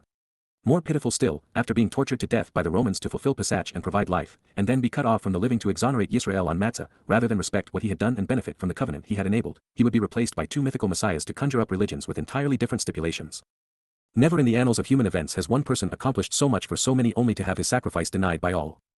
Imperial Rome would make copious threats to destroy the city while the Roman Catholic Church would seek to castrate the set-apart people. And in the evolution from one beast to the other, their carnage would be unchecked for centuries. Then, the most demonic of all religions, Islam, would flood into the land, raping, mutilating, abducting, and slaughtering Jews as never before. All the while, Dowd's accolades and achievements would remain unheralded, stolen from him and denied. Both Christians and Jews alike would foist false messiahs on an ignorant world, wrapping all manner of religious myths around them, and in the process, deny the true Messiah and disavow salvation. In so doing, the prophecy which predicted this horrid outcome was misappropriated to justify the tragic mistake in judgment. The only prophetic statements which rival this in importance are Dabram 18, 2 Shamuel 7, Mizmor 89, Yashayah 9 and 53, Yirmiah 31, and most of Yoel. And it was in one of the first of these, while reading Yahuwah's response to Dowd wanting to build a home for him, that we were finally able to resolve the identity of the eternal Son and returning King. And all that was required for understanding was for this resolution to be consistent with the whole of God's story. Once accomplished, everything falls into place.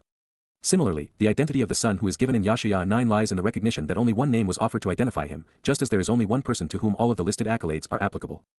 In the preamble to this prophecy, Gabriel, God's most capable and courageous man, presented a number of things which would be resolved as a result of what he would accomplish, some of which were achieved during Chag Matzah during his second life, while most will be fulfilled as Shabat and Towrah herald Dowd's Yom Kippurim return. They are listed together because they will be accomplished by the same Messiah and the Micro-EY working in unison.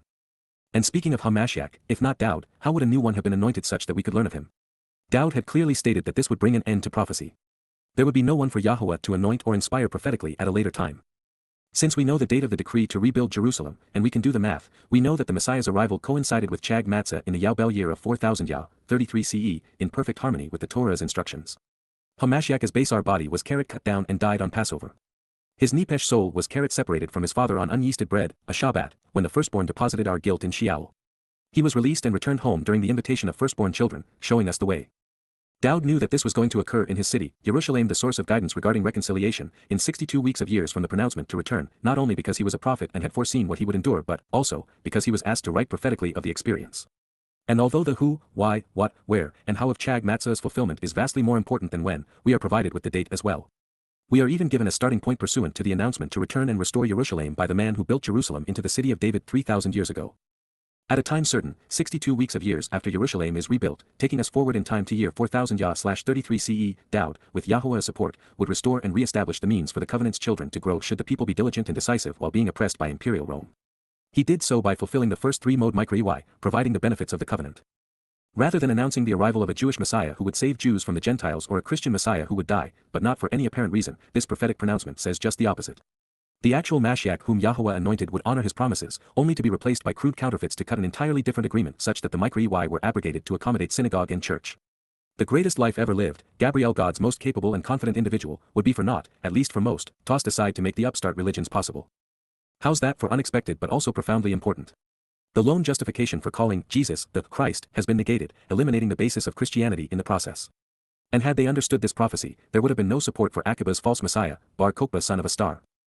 War came as a result of religious malfeasance. Throughout mankind's long history of conflict, Jews would suffer and die in unprecedented numbers. And it would all transpire because, in the greatest moment in their history, they failed to acknowledge the obvious and let the Goyim, who were equally oblivious, steal their Messiah and salvation from them.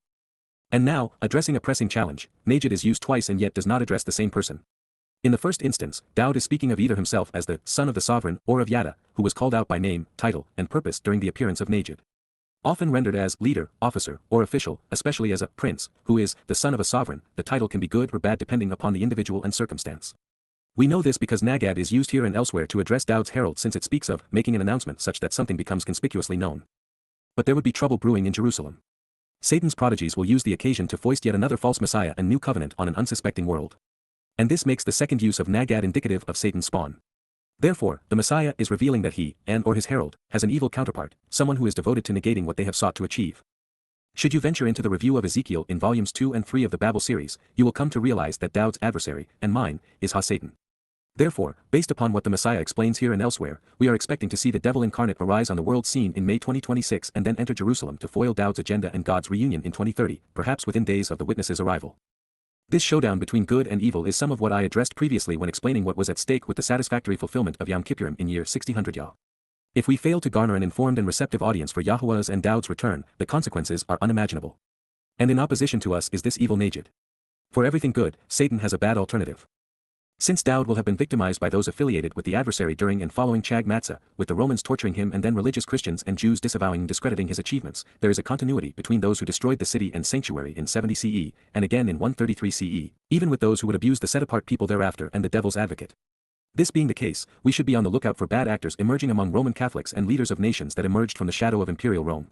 Also, since Dowd revealed that the Ham people, nation, and army of the Najid military and political leader calling for the Shakhat destruction of the city are related to this adversary, we can look to Macedonia due to its prevalence in the composition of the legions that sacked Jerusalem.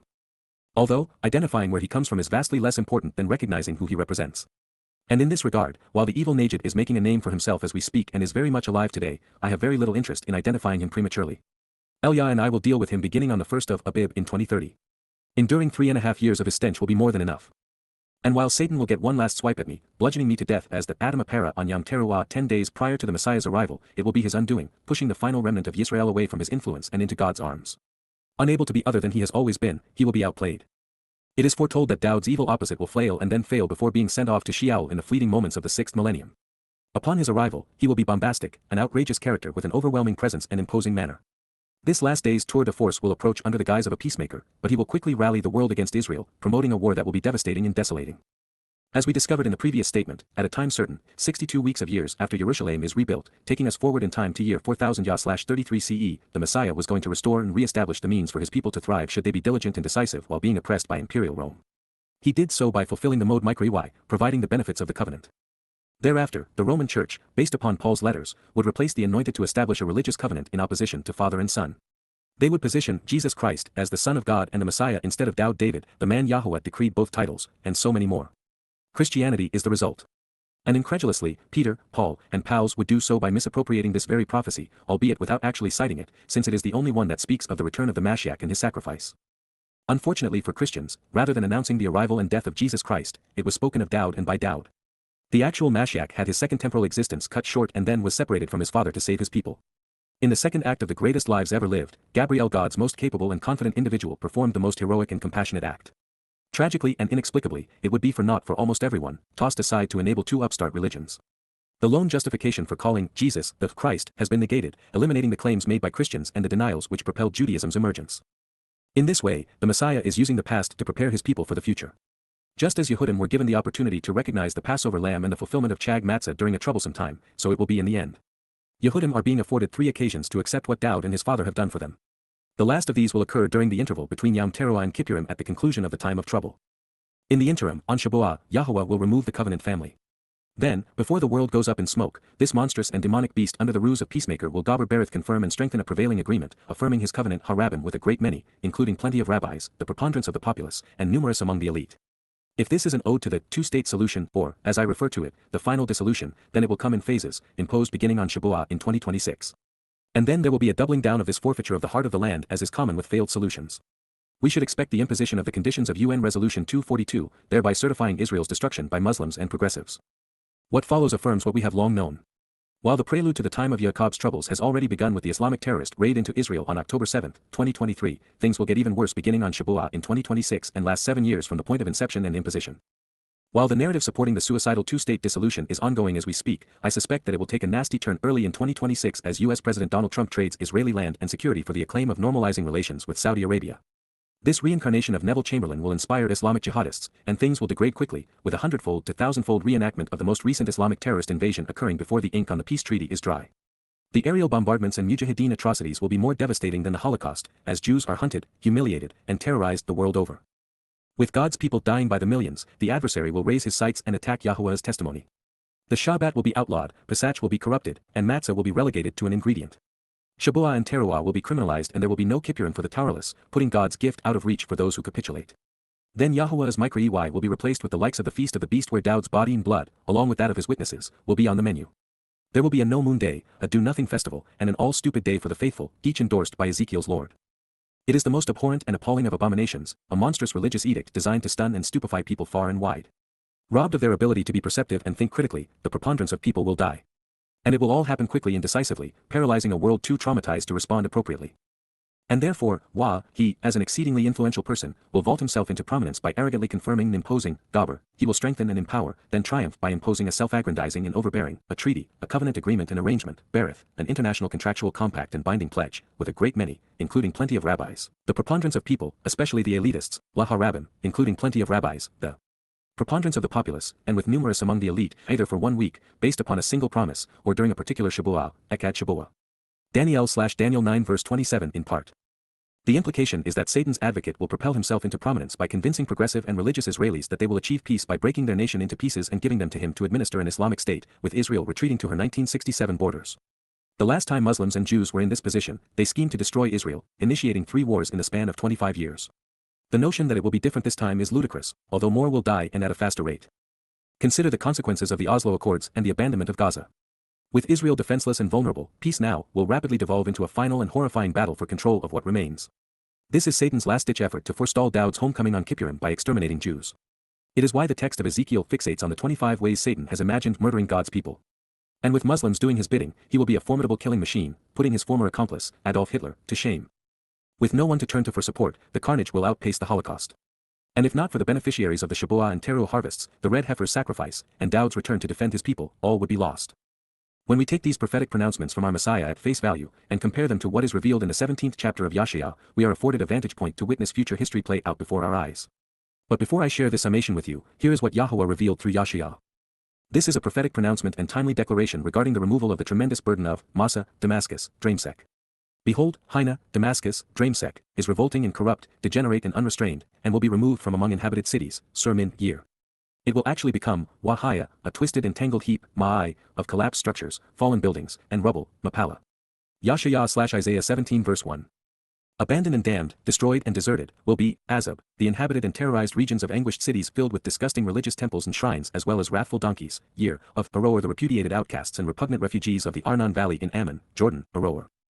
For there will be, Lahaya, roaming animals fighting in militant militias along with their helpers, Adar. But, they will cease and prostrate themselves, robots, because there will be no one left to terrorize, Ein Charad. Yasha'ah/Isaiah 17 verse 2. So the fortified city in defensive structures, Mipsar, will cease to exist, Shabat, as a result of, Min, Ephraim Israel, Ephraim, along with the government, Mamlaka, out of, Min, Damascus, Dramesek, including, the residue left, Esar, of Aram Syria, including some of military influence over Iran, Iraq, and Jordan, Aram, for being similarly, vehement and burdensome, fanatical, and dim-witted, Kabod. The children, Beni, of Yisrael individuals who engage and endure with God, Yisrael, will actually continue to exist, Haya, prophetically declares, Naam, Yahowah, of the vast array of spiritual messengers and envoys, Saba. Yasha'ah/Isaiah 17 verse 3. And it will actually transpire, Wahaya, in that day, Ba Hayam, that the size, Hahu, Kabod, of Yaakov Israel, Yaakov, will be decreased to the point of no longer being sustainable or viable, Dalal. The fattest, best protected, and most important place at the midsection, Wamashman, of his physical existence, who, Basar, will be leaned and wastefully sacrificed as part of the sickening agenda of world leaders, Raza.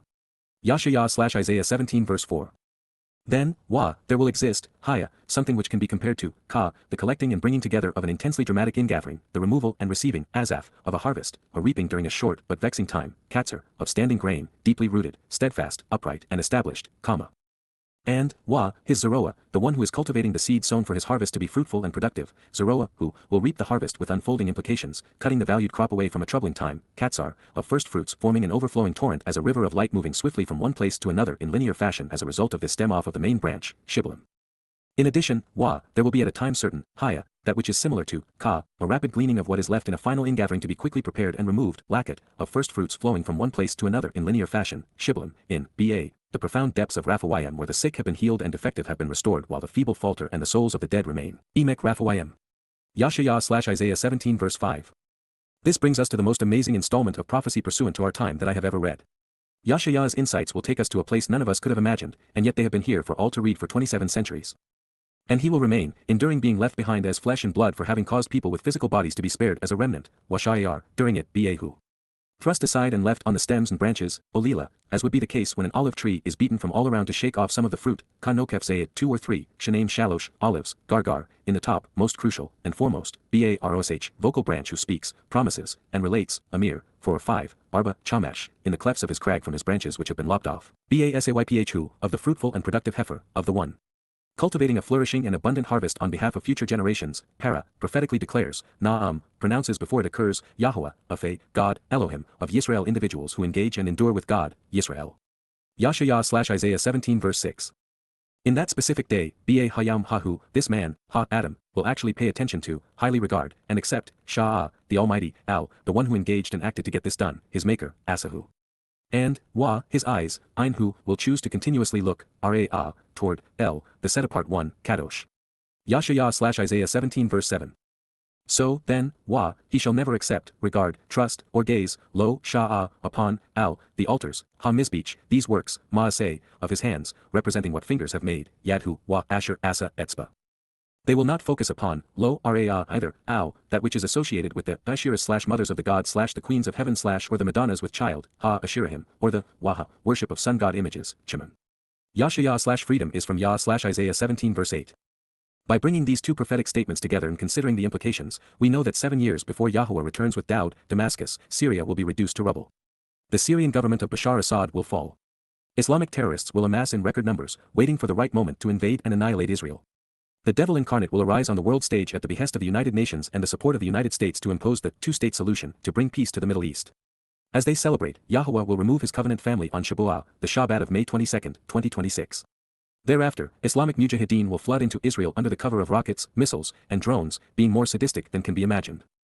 3.5 years later, in April 2030, the Towerless One will enter Jerusalem and act like Paul, the founder of Christianity, negating the Torah's instructions. At which time, the two witnesses, Elia and Yada, will return to confront his agenda and to call Yehudim home. The great debate between God and Satan will rage in the city of Dowd, with the stench of religion and politics, deceit and death wafting in the air. Then on Towrah, Friday evening, September 23, 2033, Yada, as the Zeroah, will conduct the final ingathering of covenant souls. The following morning, his sacrifice as the Adam Apara will cleanse and prepare the mortal remnant of Yisrael for the Kippurim homecoming, now just 10 days away. Other than a detailed explanation of the scope of the invasion of Israel by Islamic jihadists, the American complicity in the carnage, the intent of the witnesses, the specifics pursuant to the red heifer's sacrifice, the final preparation of God's people for his return with his son, Dowd's coronation, and the transformation of the earth back to Eden, this is the future history that will play out between now and December of 2024 and October 2033. These additional insights are provided in Dabram, Shamuel, Yashaya, Zechariah, Malachi, and also vividly foretold by Yahuwah in Yoel. While the prophetic depiction of the final week of years has taken us very far afield of Dowd's fulfillment of Pesach, which is the primary reason we turn to this prophecy, it seems sensible to continue recognizing that what remains will all transpire between now and the fall of 2033. In this regard, some of what I just summarized was also gleaned from Dowd's next pronouncement. This is what Elia and Yada will be countering by providing Yahuwah's alternative.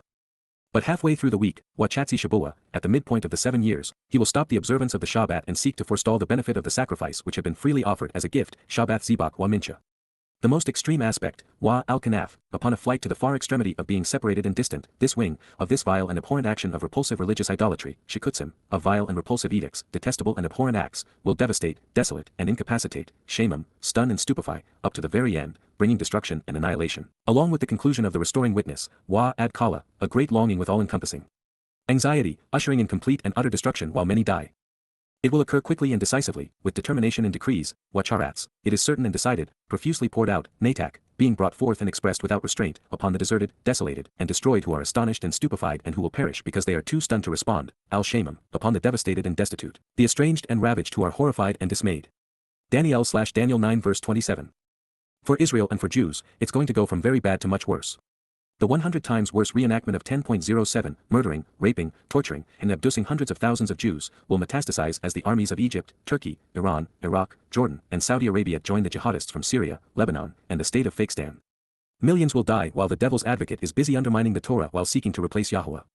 All the while, Yahuwah's witnesses will be on a counteroffensive from the Temple Mount. For those who are able to hold their noses for long periods of time, and who do not mind getting dirty for a good cause, we will discover when we turn to the adversary's playbook in Ezekiel that for Satan to prevail in his quest to rise above Yahuwah in Yisrael, he must negate what Dowd has achieved and then forestall his return. To counterfeit the Messiah, Satan possessed Shaul, Paul, Peter, Luke, and Mark to write and inspire the Christian New Testament, replete with a false Messiah, imposing their toxin on the world through Imperial Rome and Roman Catholicism. The adversary would also use Rabbi Akiba and his institutionalizing of Rabbinic Judaism to lead Jews away from the truth, initiating the process with the declaration of a false Messiah. Working both ends against the middle while proving that two wrongs do not make a right, Satan managed to hide Dowd's sacrifice from the preponderance of people. But that is not sufficient to prevail because the adversary must also forestall Dowd's return on the day of reconciliations. And for that to occur, he must either persuade every remaining Jew to choose him over Yahuwah or kill them all such that there is no one left to reconcile. And that is what is explained in Daniel 9 verse 27. Now that we have listened to all Dowd had to say on this occasion, it's time to set the parameters and do the math so that we can attest to the exact day the Messiah entered Jerusalem to fulfill Passover.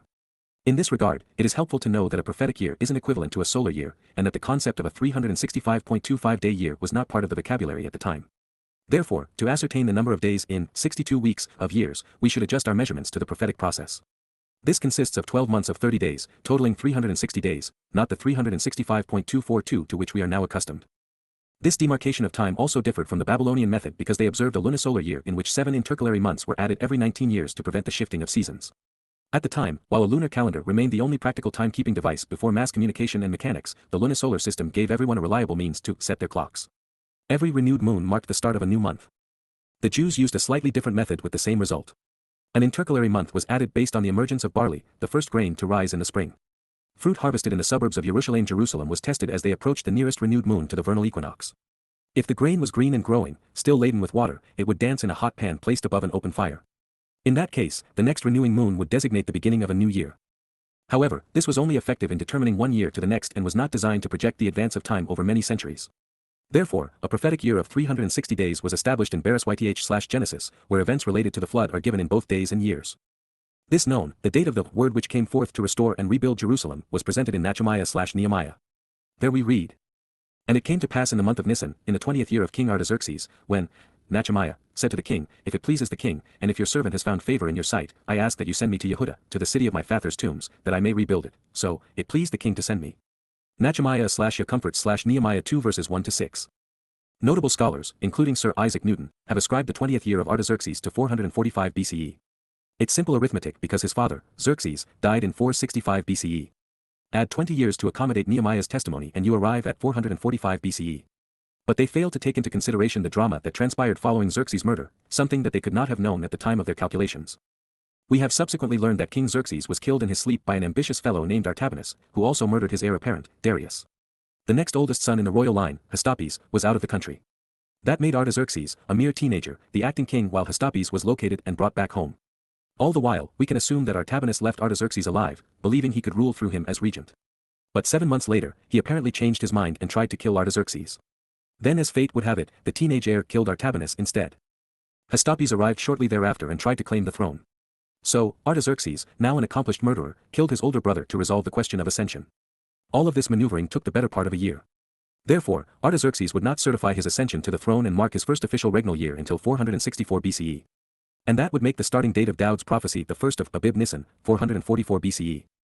Corroborating this, over the past century, archaeologists have discovered and translated thousands of cuneiform tablets from the ruins of Babylon. And in the process, we have discovered that due to this infighting among rivals, Artaxerxes was officially coronated in 464 BCE. This serves to affirm that his 20th regnal year, and thus the starting date of Dowd's prophecy, was the first of Abib/Nisan, 444 BCE. So, from the Abib 1, 444 BCE date, we must add 7 weeks of years, 49 prophetic years, until Jerusalem would be rebuilt. Then there would be another 62 weeks, 434 prophetic years, for a total of 483 years until the one who would be tortured by the Romans, denied by the Jews, and replaced by the Christians would fulfill Pesach. To calculate his arrival, we must multiply 483, 49 plus 434, years by the 360 days in the Torah's prophetic calendar. This equals 173,880 days, or 476 solar years plus an additional 20 days, when divided by 365.25, which we should then add to our starting date of Nisan 1 in 444 BCE, 20 years after Artaxerxes secured the throne. Although, that's not easy. The solar lunar calendar used at the time by the Hebrews and Babylonians featured a 354-day year with the fraction of one additional lunar phase of 29.5 days 7 out of every 19 years, complicating the matter. There was no Julian calendar at the time and the concept of a leap day to adjust the solar lunar calendar wouldn't be conceived until halfway through this period. That is all to say, Dowd's intent with the prophecy was to get the thoughtful reader to realize that when one adds 476 years from Nisan in 444 BCE, they would arrive in Abib in 33 CE, which is the Yahowah year of 4000 Yah. Should you be doing the math and subtracting 476 years beginning in 444 BCE, the preliminary result of 32 CE would be incorrect because there was no year 0 in the Julian or Gregorian calendars. Therefore, the correct result put us in late April or early May of 33 CE. This math is fairly simple. In 33 CE, the vernal equinox was on March 22nd. The nearest emerging lunar crescent was on March 19th.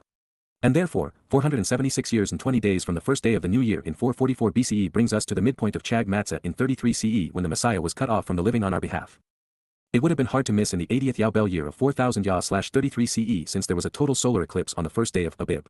And by Pesach on April 3rd/Abib 14, there was a lunar eclipse. Also reassuring, 33 CE is the only year during this period where Pesach, Matzah, and Bikurim fell on the proper days of the week, with the Passover meal at sunset on Thursday, April 3rd, such that unyeasted bread was properly observed beginning on Friday evening the 4th of April and through the Shabat of April 5th. This would place firstborn children on the first day of the week, a Sunday, April 6th in 33 CE. Therefore, with the natural Shabat falling on the correct day and these celestial fireworks corroborating the timing, it becomes apparent that speaking in the 6th century BCE, Dowd foretold his service to fulfill the 7 days of Chag Matzah to the very week he did so in year 4000 Yah/33 CE. Impressive. Just as they had in Hezekiah's time, large crowds would have gathered in Jerusalem, the source of guidance on reconciliation, as the Pesach Isle was brought into the city. Dowd would have lived and walked among the people for 4 days, in this case, symbolic of the Messiah arriving 3 to 4 years in advance of Chag Matzah in 33 CE.